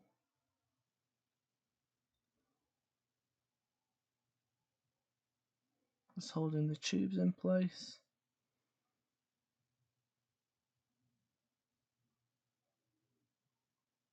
Tidy up that skull motif.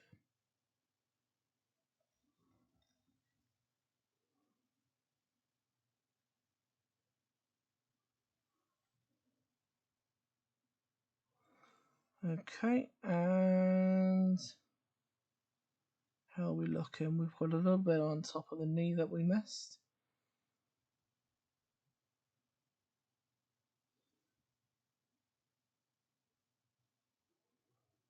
And we also need to do this chain because it's going to be silver, so we want it to have that warm undertone.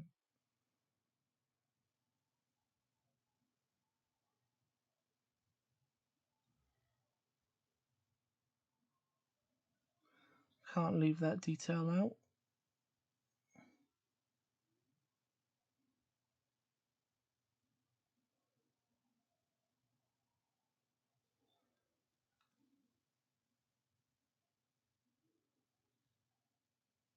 There we go.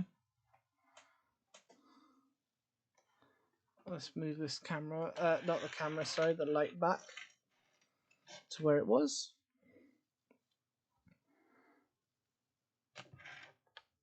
And generally, we're looking pretty good.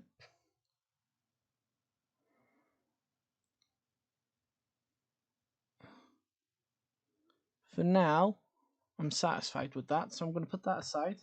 And we're going to go back to the arms, and we're going to put in the trim details on there as well. So let's start off with the whip arm.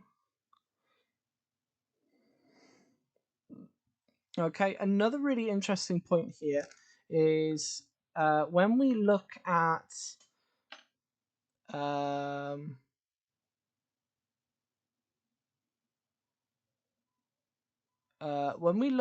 this whip, okay, now on my old model, you can't see it because I've lost the end of the whip, but I painted them like bone teeth, okay, but now that I'm actually looking at this piece of art, they are gold. They are gilded barbs that have been put into it. I'm curious about the miniature itself, so let's have a look. Okay, so on the miniature, it looks like they are barbs too. It looks like they're silver barbs. Now, when I was a kid, it's likely that I was looking at this and I may have accidentally thought that these were white, and that they were bone like claws or teeth. And so that would have been why, when I was younger, I painted them white like bones. As I said, you can't see it because I've broken the whip since then, but I do remember painting them white.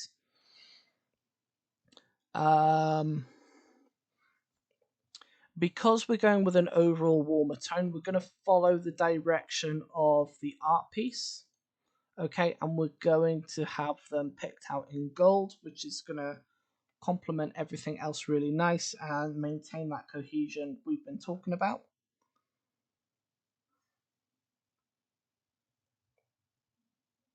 So I'm just going to pick those out right away.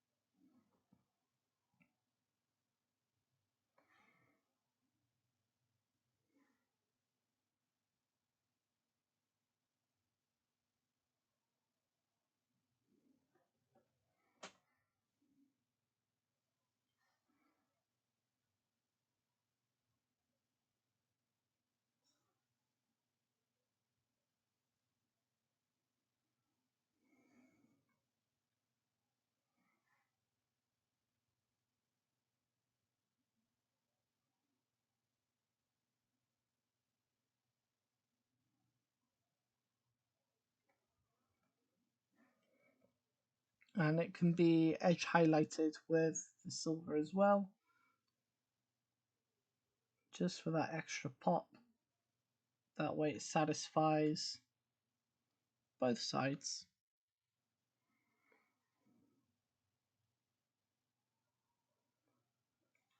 Okay, and it's really important for any of you guys who are new and didn't hear me earlier on. This isn't about overly criticizing my old work. You know, back then I did the best that I could with what I had, right? And I do love what I did. But what it is just showing how differently we can approach the same miniature after time has passed, after experience has grown and attention to detail has changed. You know, this is a case of the difference of the attention span of maybe a 14, 15-year-old versus the attention of a 30-year-old. Okay, it's very, very different. Now, here we go. There is this. Okay, we're going to put the trim on the shoulder pad, and so it's actually going to look really nice because you'll have the same silver on both ends from start to finish, and you will follow the red along into the black, and you will finish with the same silver, goldish silver tips.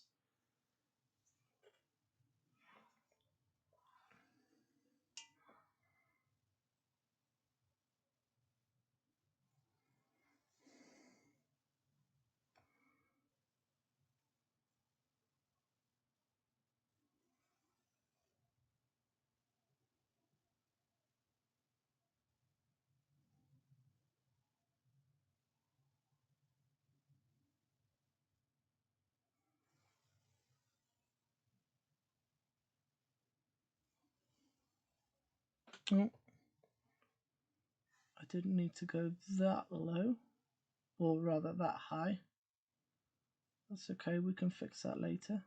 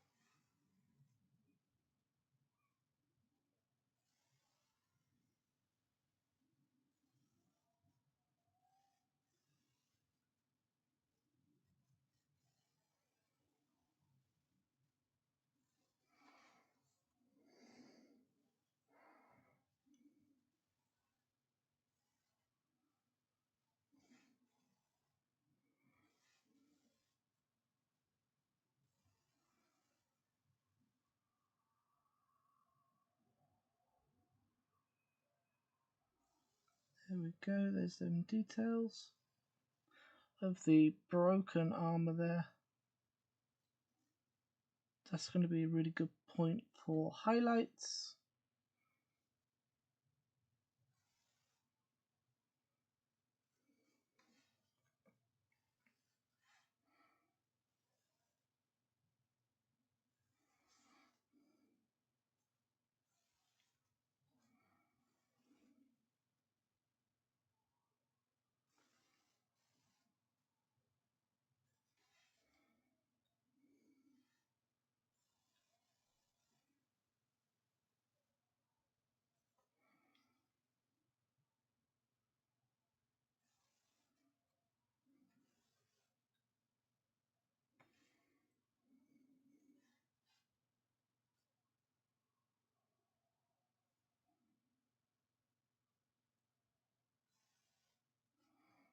And then we go.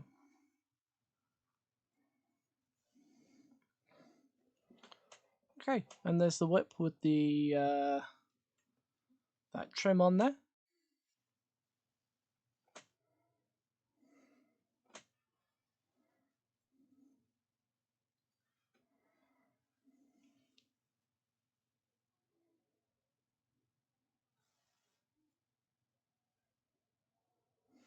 Boss is saying night night. Night, boss. Thanks for hanging out, appreciate it.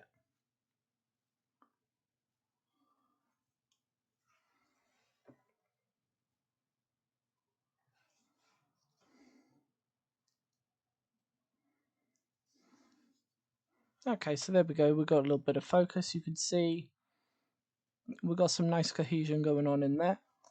Now we just need to do the sword arm. So for this, we're going to have, again, the trim, and then also the handle going up to the power source. And this is the Lear blade that was gifted to him by Fulgrim. So we're going to make sure that's done. Although something I did miss real fast before I do that. Something I missed here is the trim on his wrist.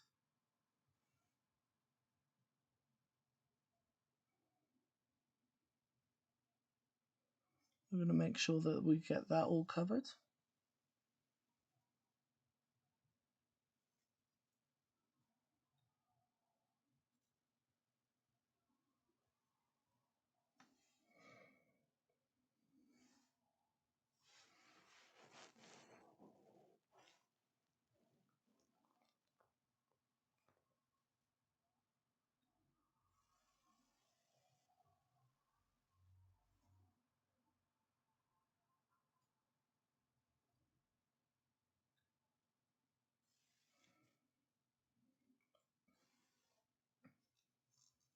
There we go. And now that's all done.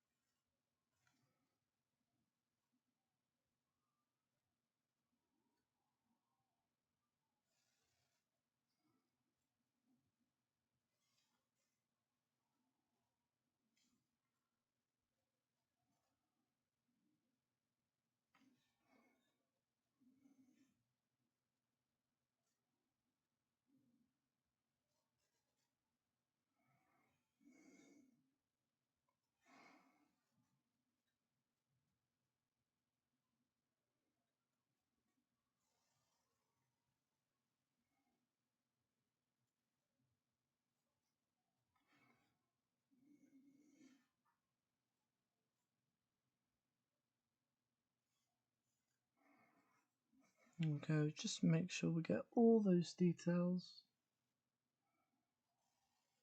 And take your time, there's no rush.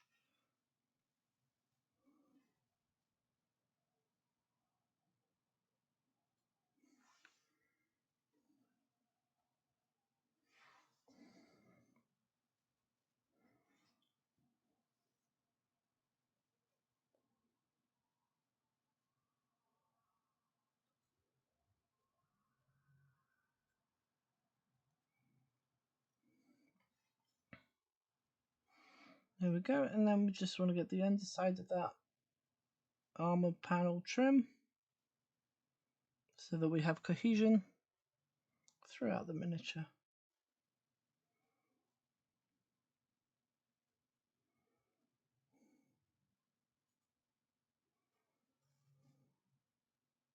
And again, I'm not going to worry about this too much. We can just scrape away what we don't need at the end when we go to glue it on.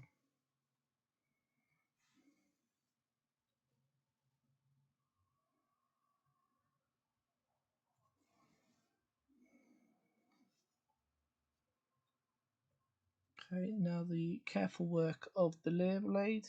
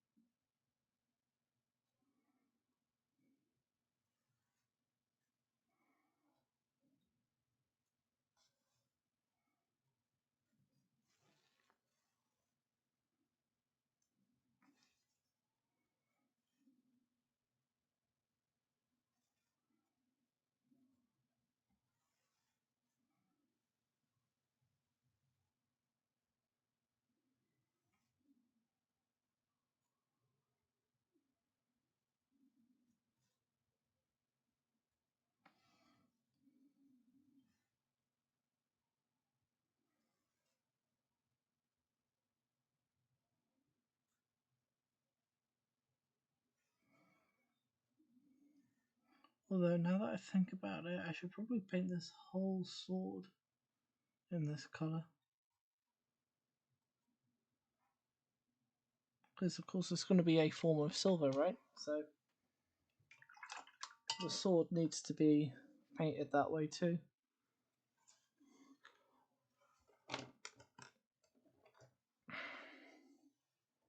So let's do it. Let's follow the rules that we've set out for ourselves. It'll look a little daft right now, but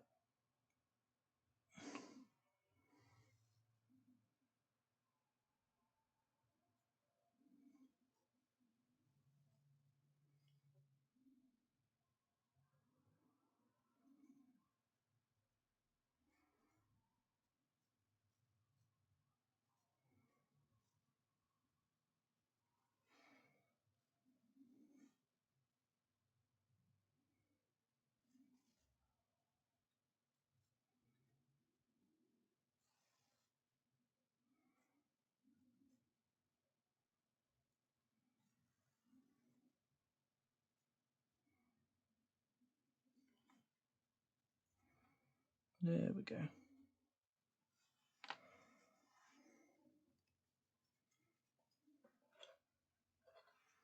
Oh look, there's a little Slaneshi icon coming out from under his shoulder pad. You can see it just there. I didn't notice that before. Did I notice it when I painted this guy? I did. Look at that. I'm a genius.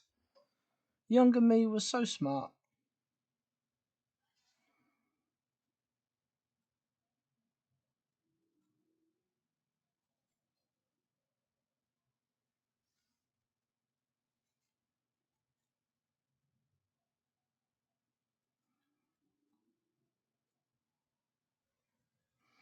I'm going to get that wrist trim.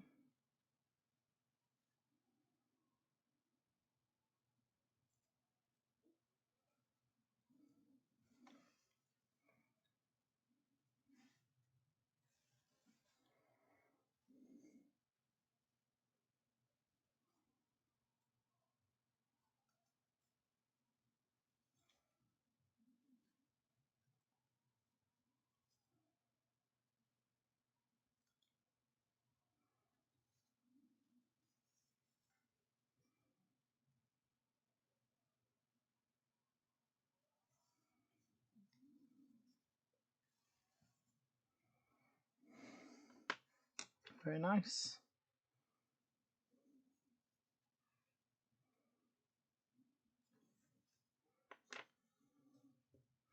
Okay, mission accomplished.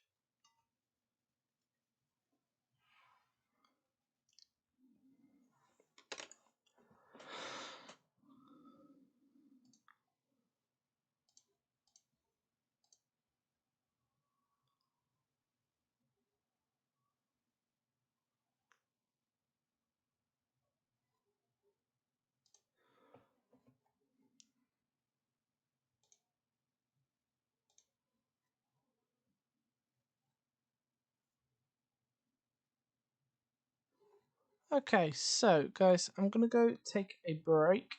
Okay, go get yourselves a drink, a bite to eat, all of that kind of jazz, and I will be back with you shortly. Okay, and we'll carry on. This is just gonna give our paint a bit of time to dry and cure, and then we'll be back. Okay, I will see you in a little bit.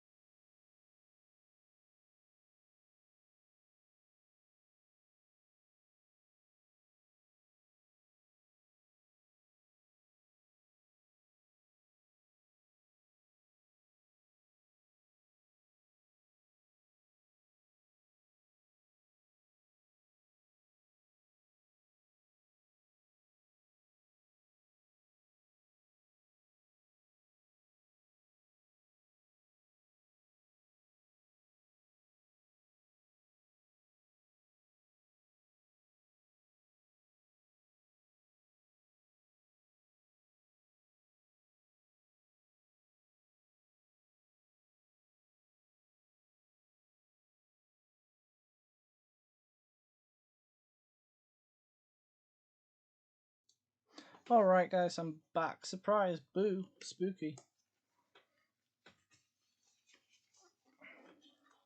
I'm gonna get these new pair of gloves on. Hopefully we won't rip these ones straight away. The ones that I've got right now are a little small and I cannot quite remember when I put the other ones. That's okay, it's not a big deal.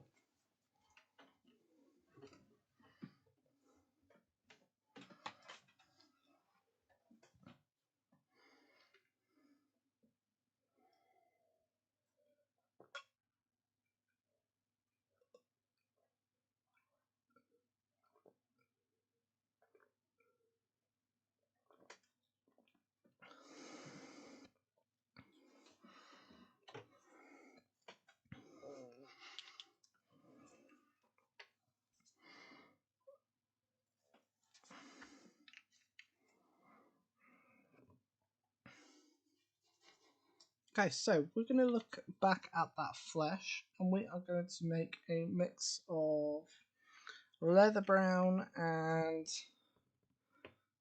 ruddy terra. And we're going to start making these layers.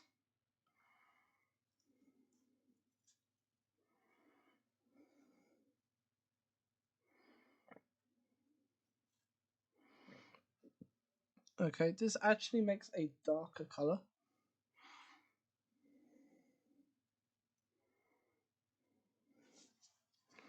What I want to do is get all of these undersides or inside the mouths.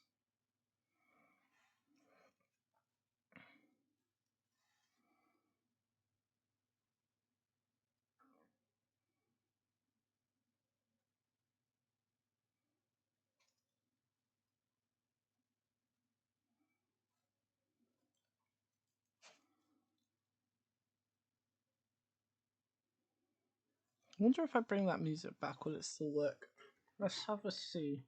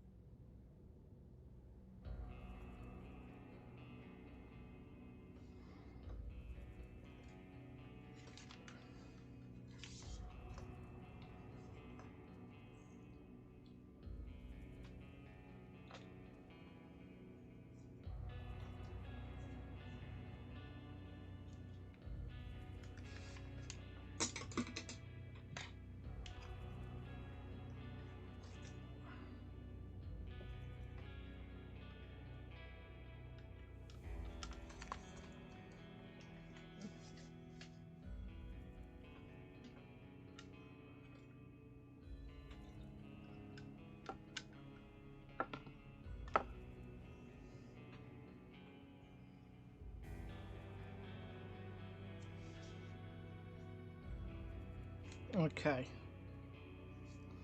So yeah, we're picking out all of these shadowed areas where there are creases. And towards the back. So because this is the way he's facing, this is going to be the lighter section. So towards this end is going to be our shadow.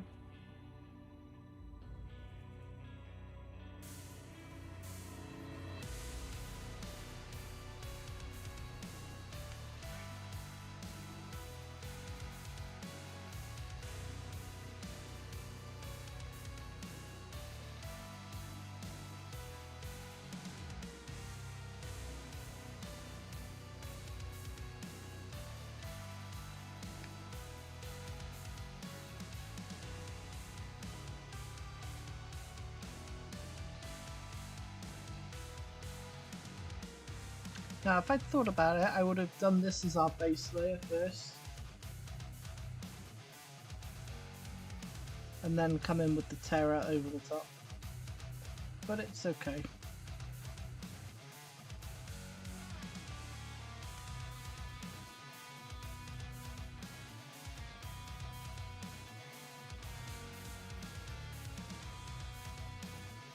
I'm going to bring that shadow in from this side, but we're going to bring it in from the back forwards. That way we can control where it comes from.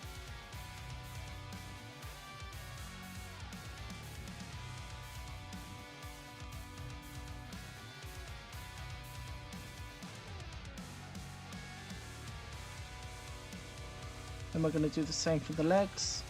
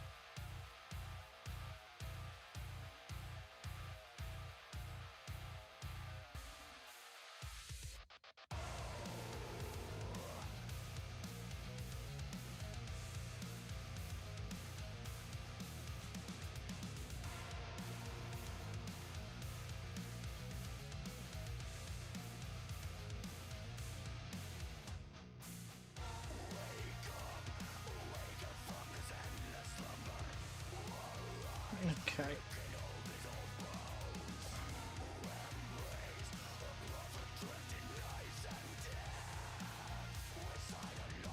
Now onto the arms. This is the back arm, so it's naturally going to be darker than the other ones. But we still want to make sure those highlights are good.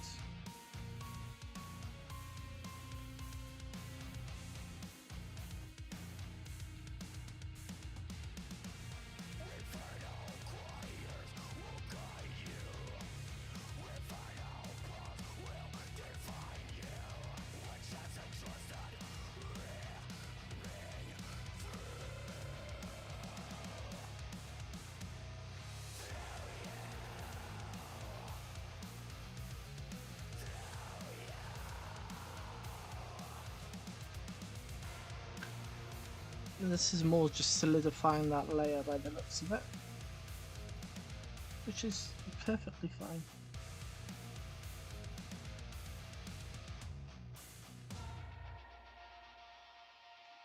Now this is the lighter arm.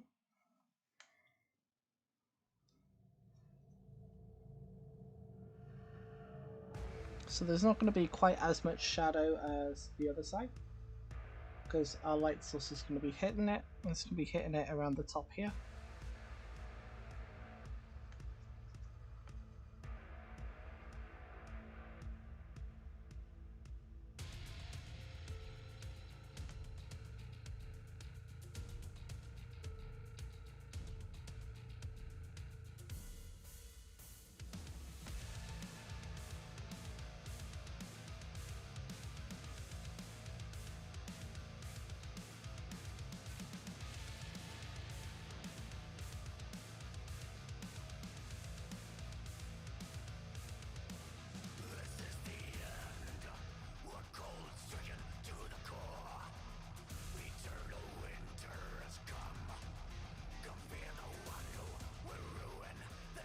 Lovely.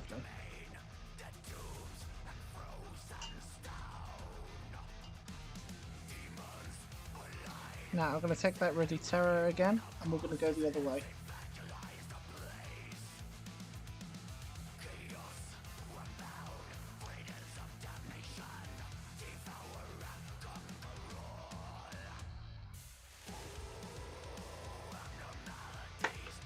We're going to start off with adding a bit of Moonstone Yellow. Not too much though, because it's quite a powerful colour.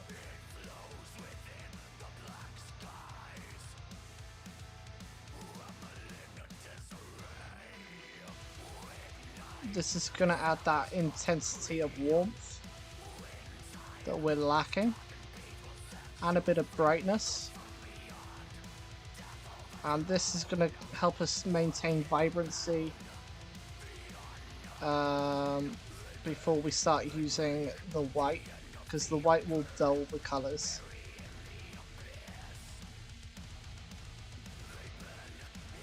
Okay, so we're going to try and hold off on that for as long as we can.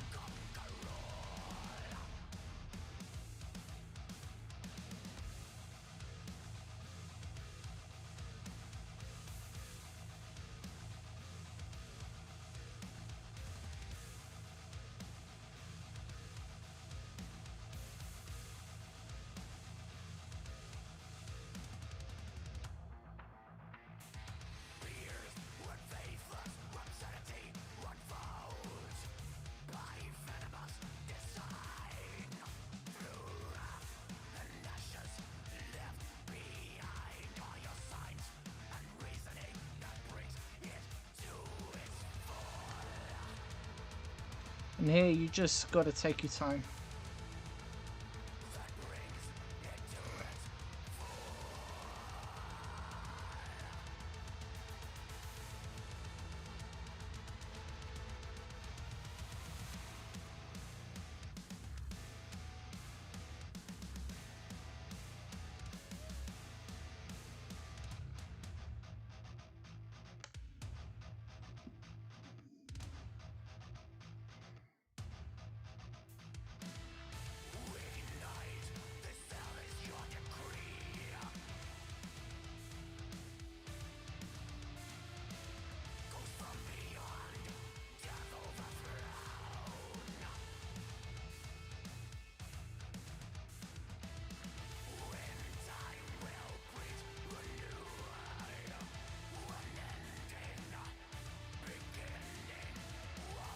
Okay, so what we're painting with is basically an orange at this point.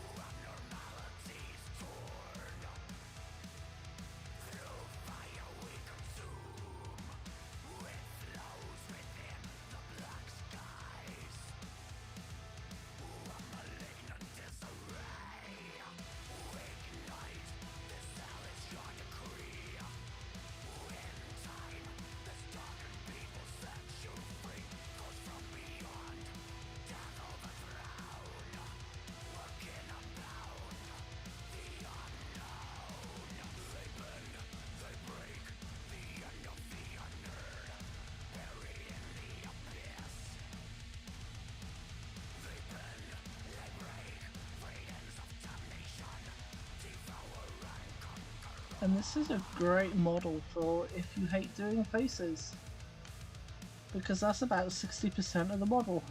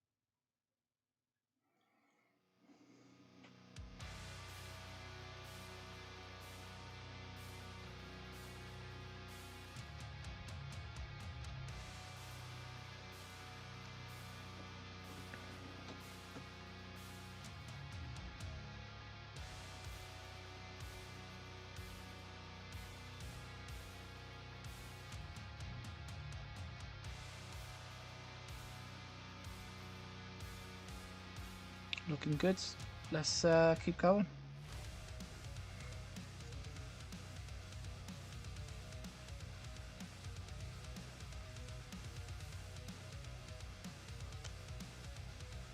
At this stage we're not doing specific sections brighter than the others.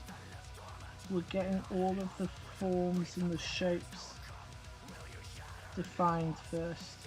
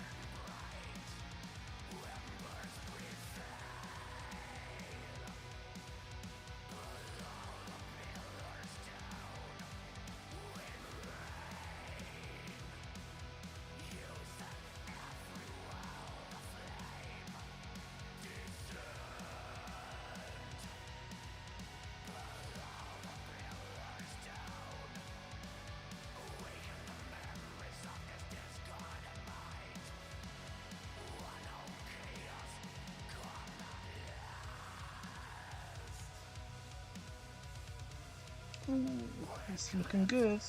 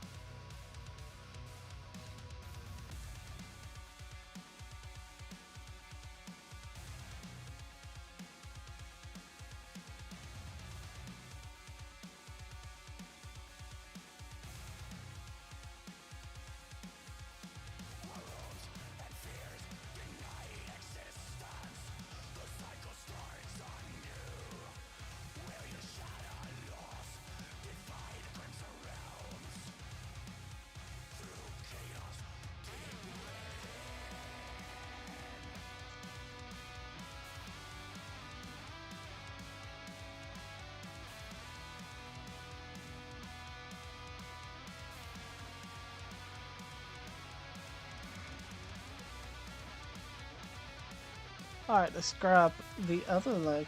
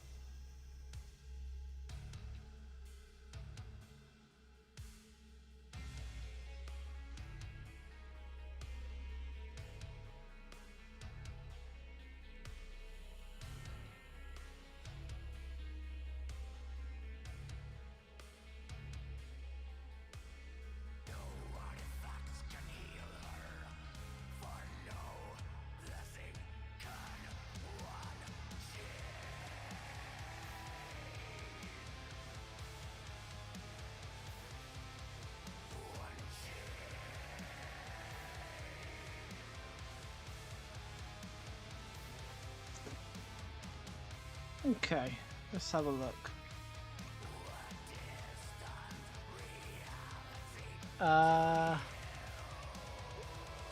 shrink this down a bit.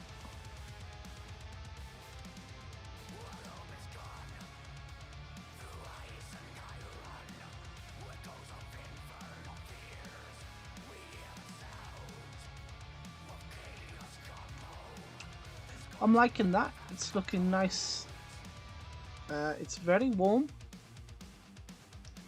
So sort of in that region that we want. It's a little too warm, but I think we can work with that. I think once we start adding in the whites, it's gonna deal with a lot of those issues.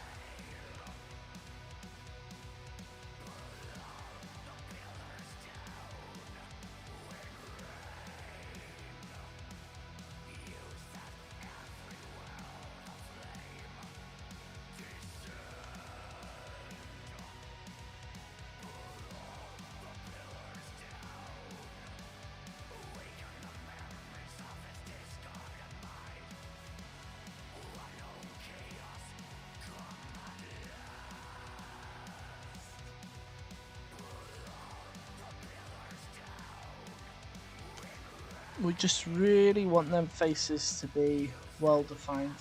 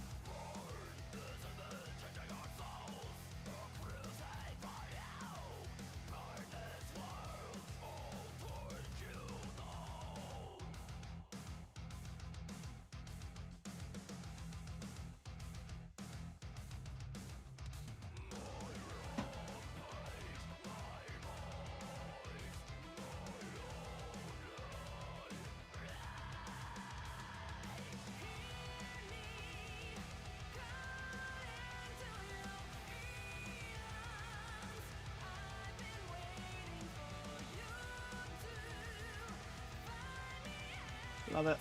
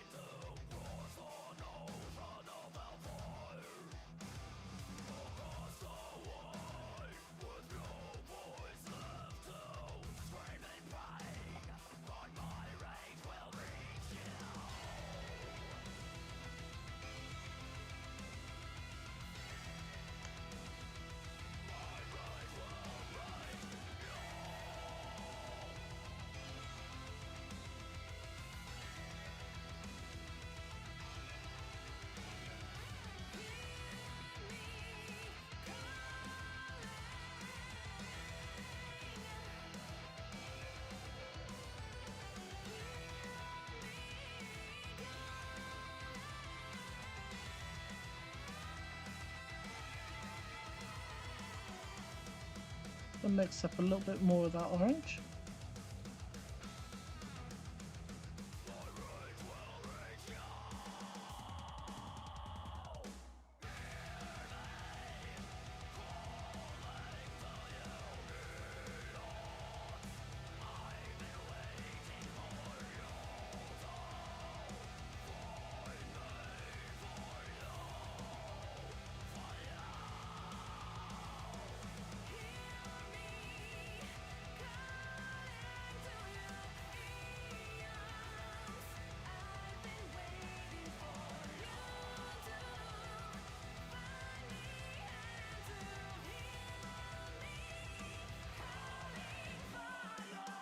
Deal with that bit of pooling.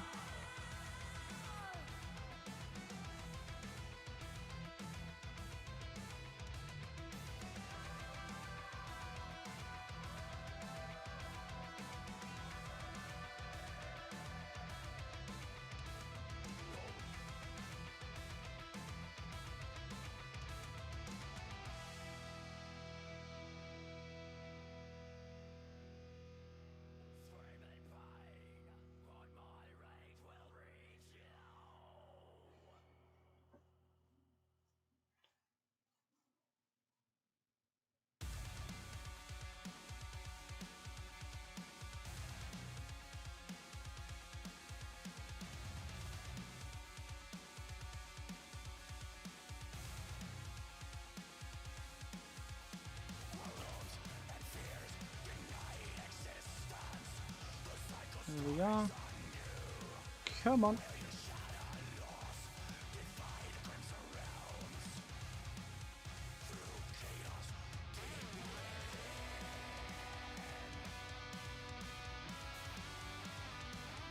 It's good stuff.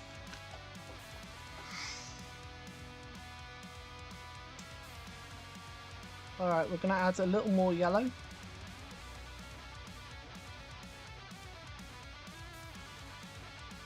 It's actually quite a lot more yellow.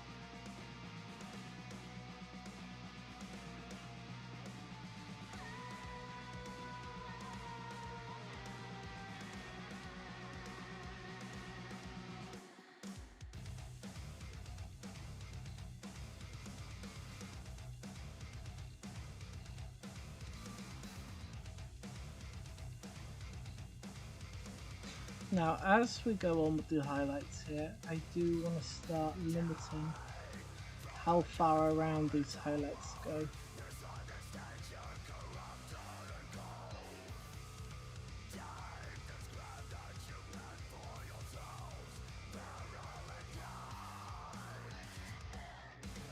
So I'm basically looking at it from this angle, and I only want to highlight what's on this side.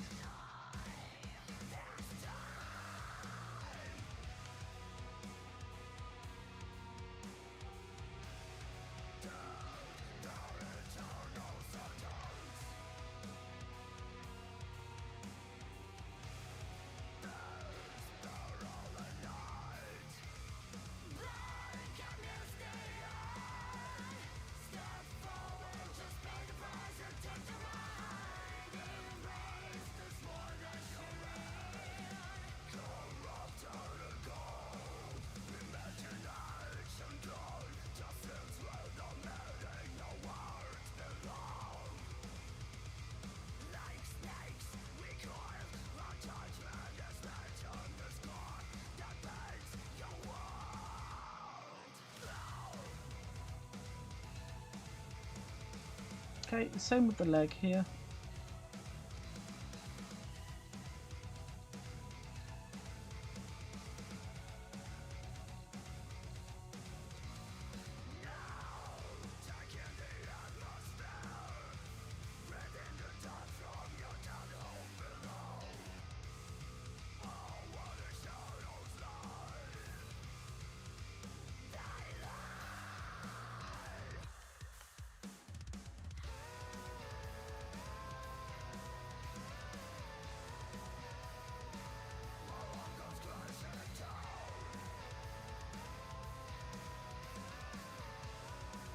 I'm going to go in with a wet brush just to feather out that colour.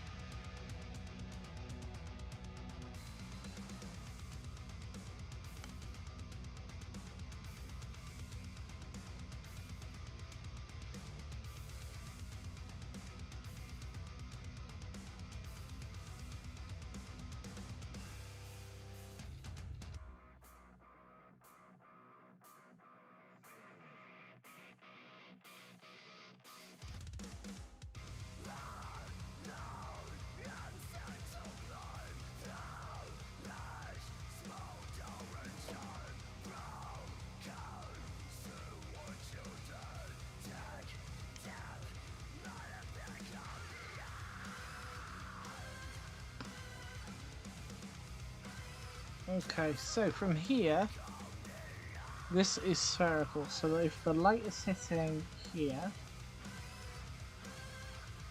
if it's hitting the top, it's going to hit the top surfaces here and here, but not underneath. And more towards this side than this.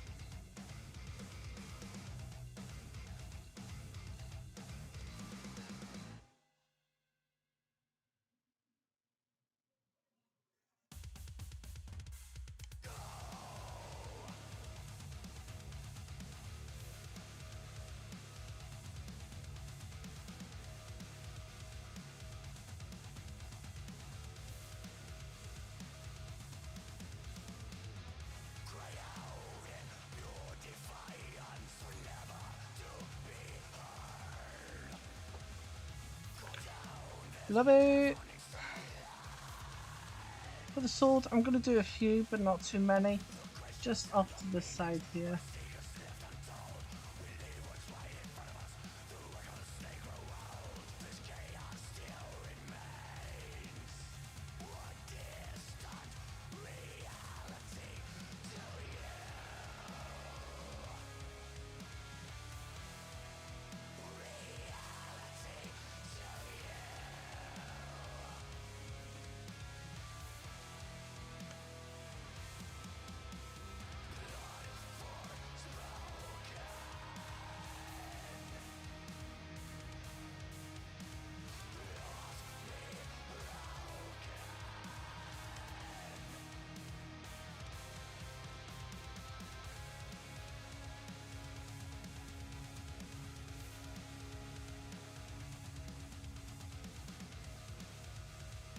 Excellent.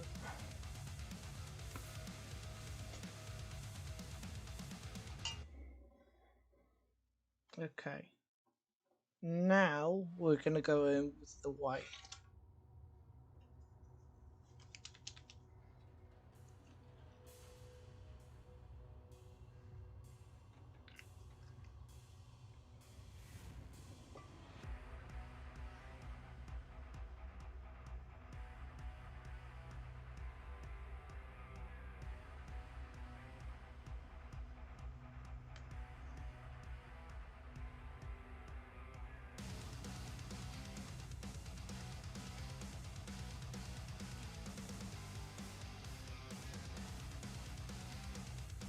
Now this will make the color brighter, but it won't be as saturated.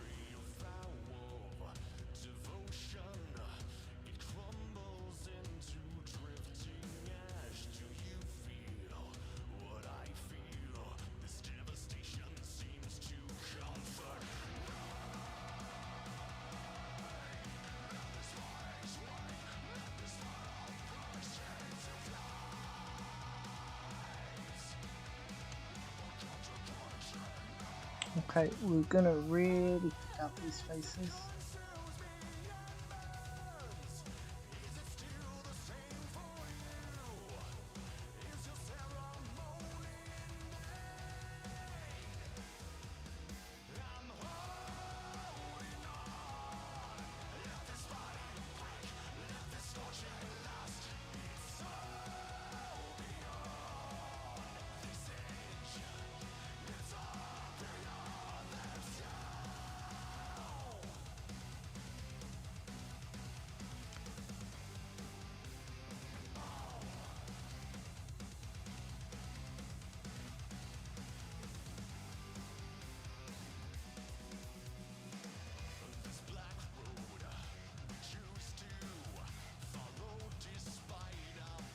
And then a little bit up here.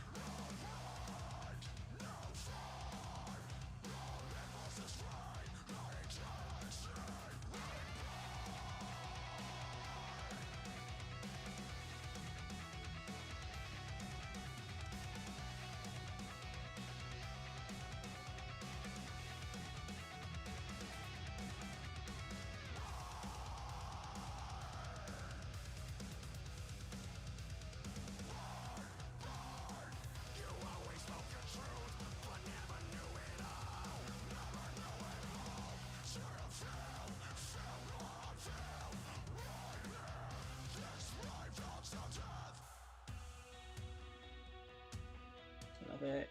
Okay, we're going to feather that out a little bit again.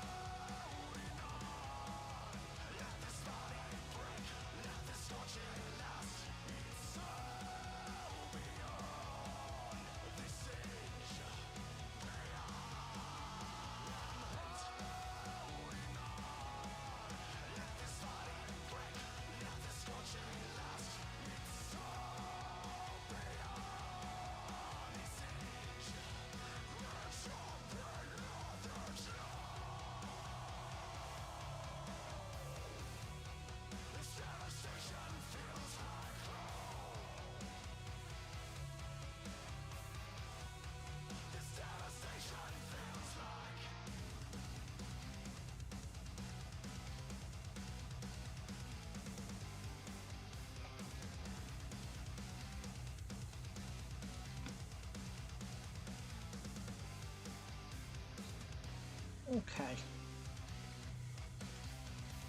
Back to the arms. Lots of back and forth for this.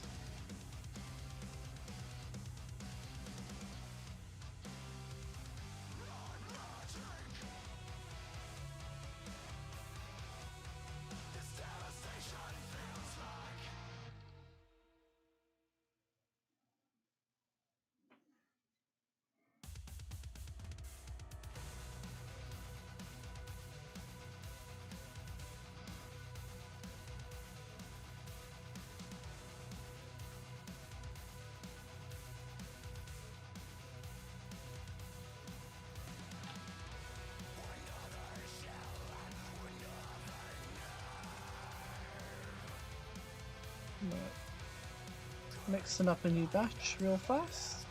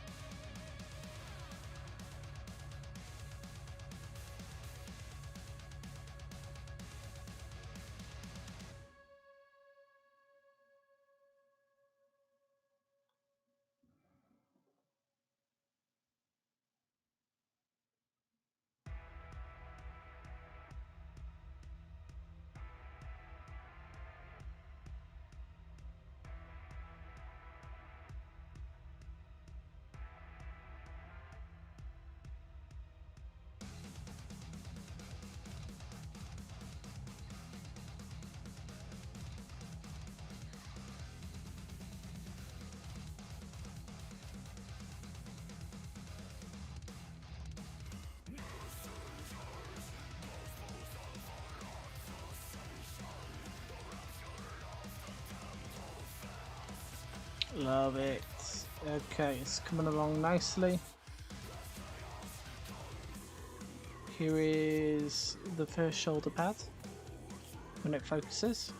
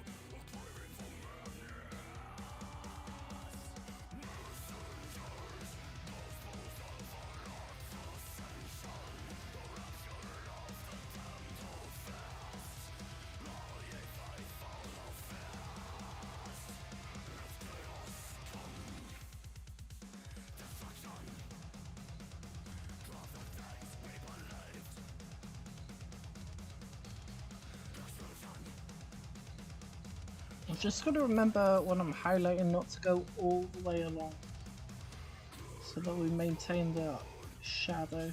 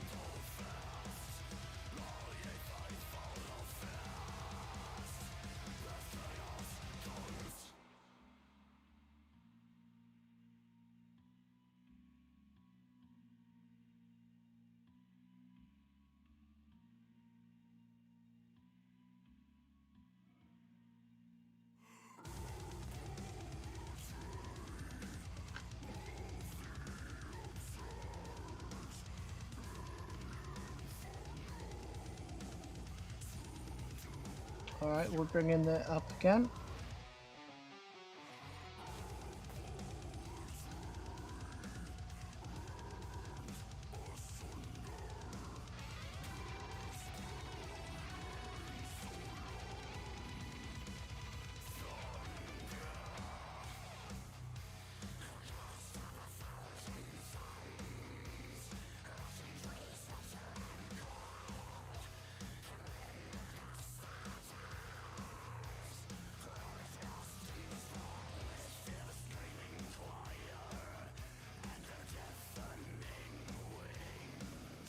Okay, and this is going to be pretty much our brightest highlight when I'm not messing it up.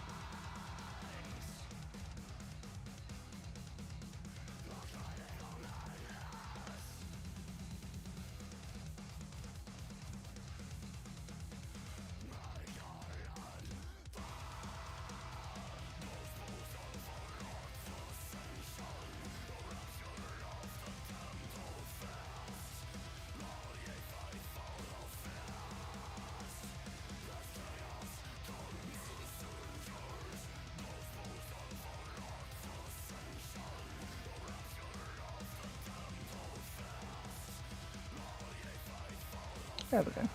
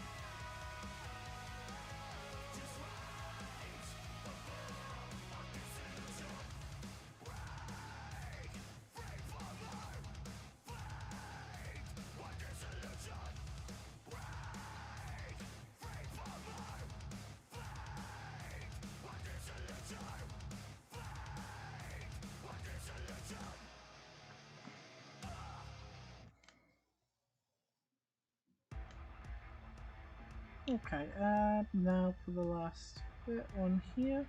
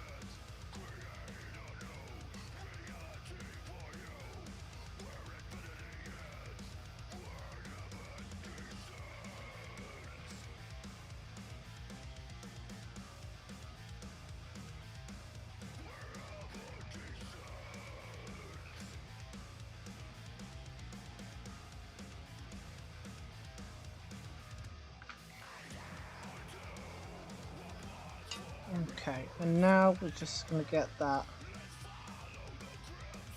white just with a little bit of that original colour, and it's going to be our final highlights, I think, or at least we're getting to that stage.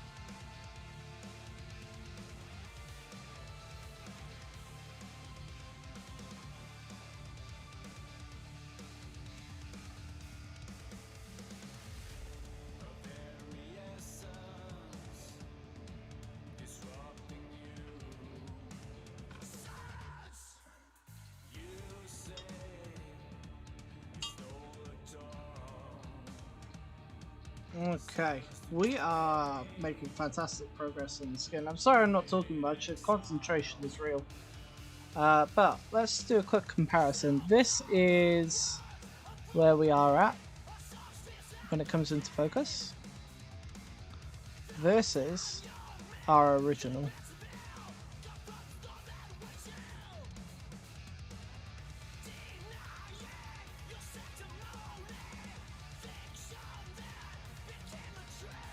And both are whited out because of the...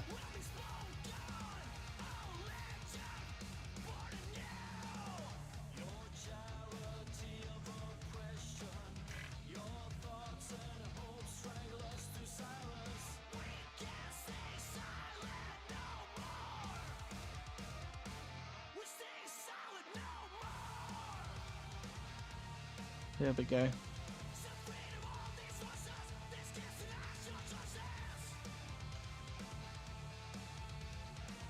I'm really happy with that. I'm going to put a very light wash over it and hope that I don't screw this up, because washes can do that. So what we're going to do, I don't want to lose that colour, so what we're going to use is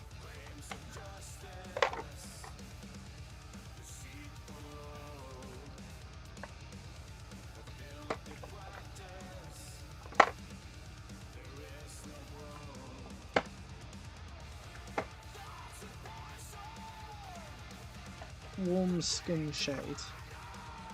So that's this one.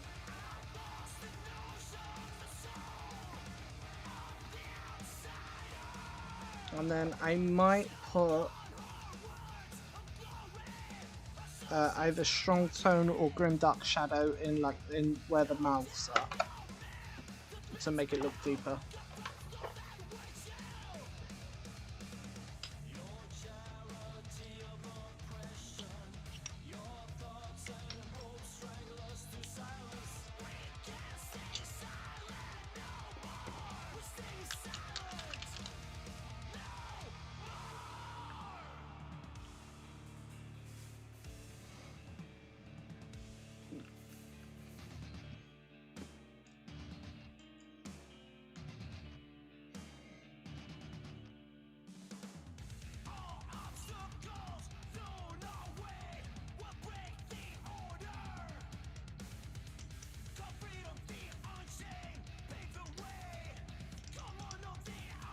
Adding a little water to it.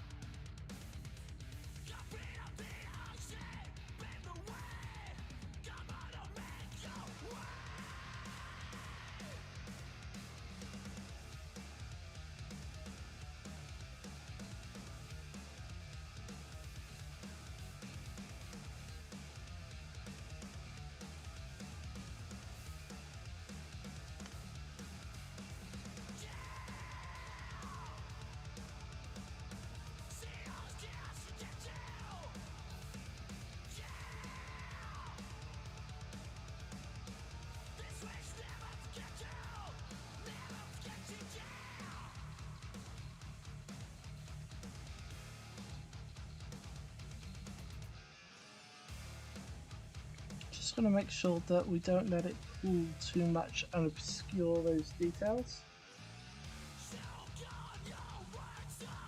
And I'm just adding an extra layer of it where I want more shadows.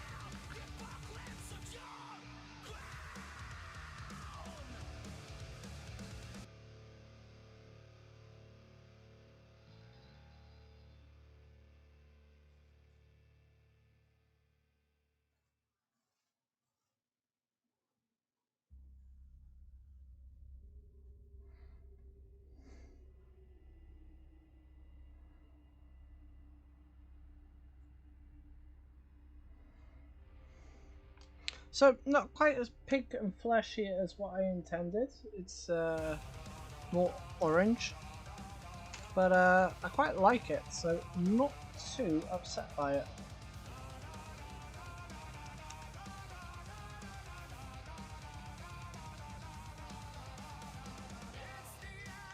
Now I'm just going to get a bit of strong tone and put it in the darkest areas.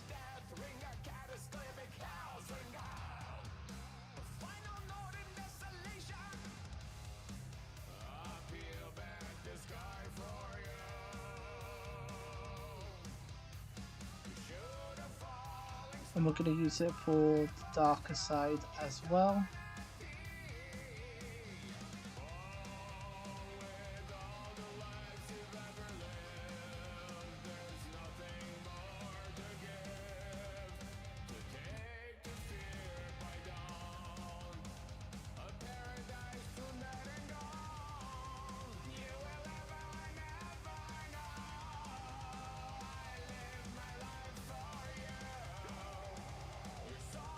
And we'll just wick away that excess, because otherwise we're going to end up with like a particularly glossy result. I'd rather do a few layers.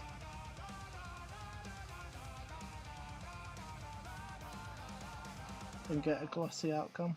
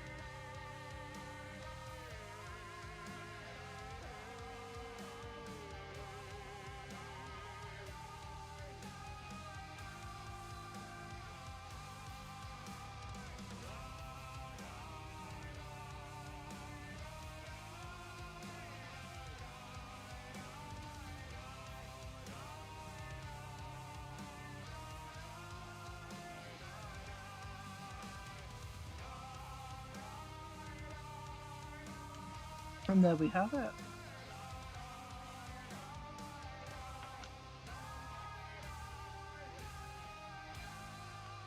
That is going to be it for today, guys. It is, what are we, 25 to 12, so I'm going to get myself some sleep. I'm back to work tomorrow, so that's going to be great. Towards the end of the week, I'm going to start working on some more videos for you guys. It's going to be great. And we're definitely going to bring in some more live streams as and when we can, so we can really practice our painting. It's going to be great overall. We're going to have a lot of old projects finished off. We're going to have the return of the 1 hour session, which was for the Age of Sigmar Slaves of Darkness kit that was based off the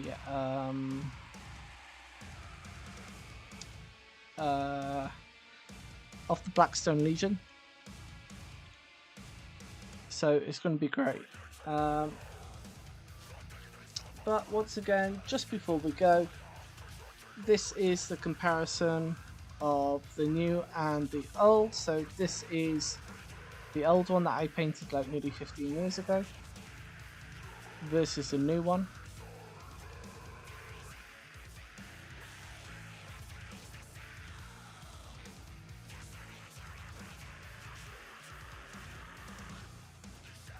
I think it's going to be pretty good. So guys, thank you so much for stopping by. Thanks for hanging out. Really appreciate it. And I will see you next time. But whatever you do, make things, have fun, and I'll see you next time on Cursed Crusader Arts. Bye!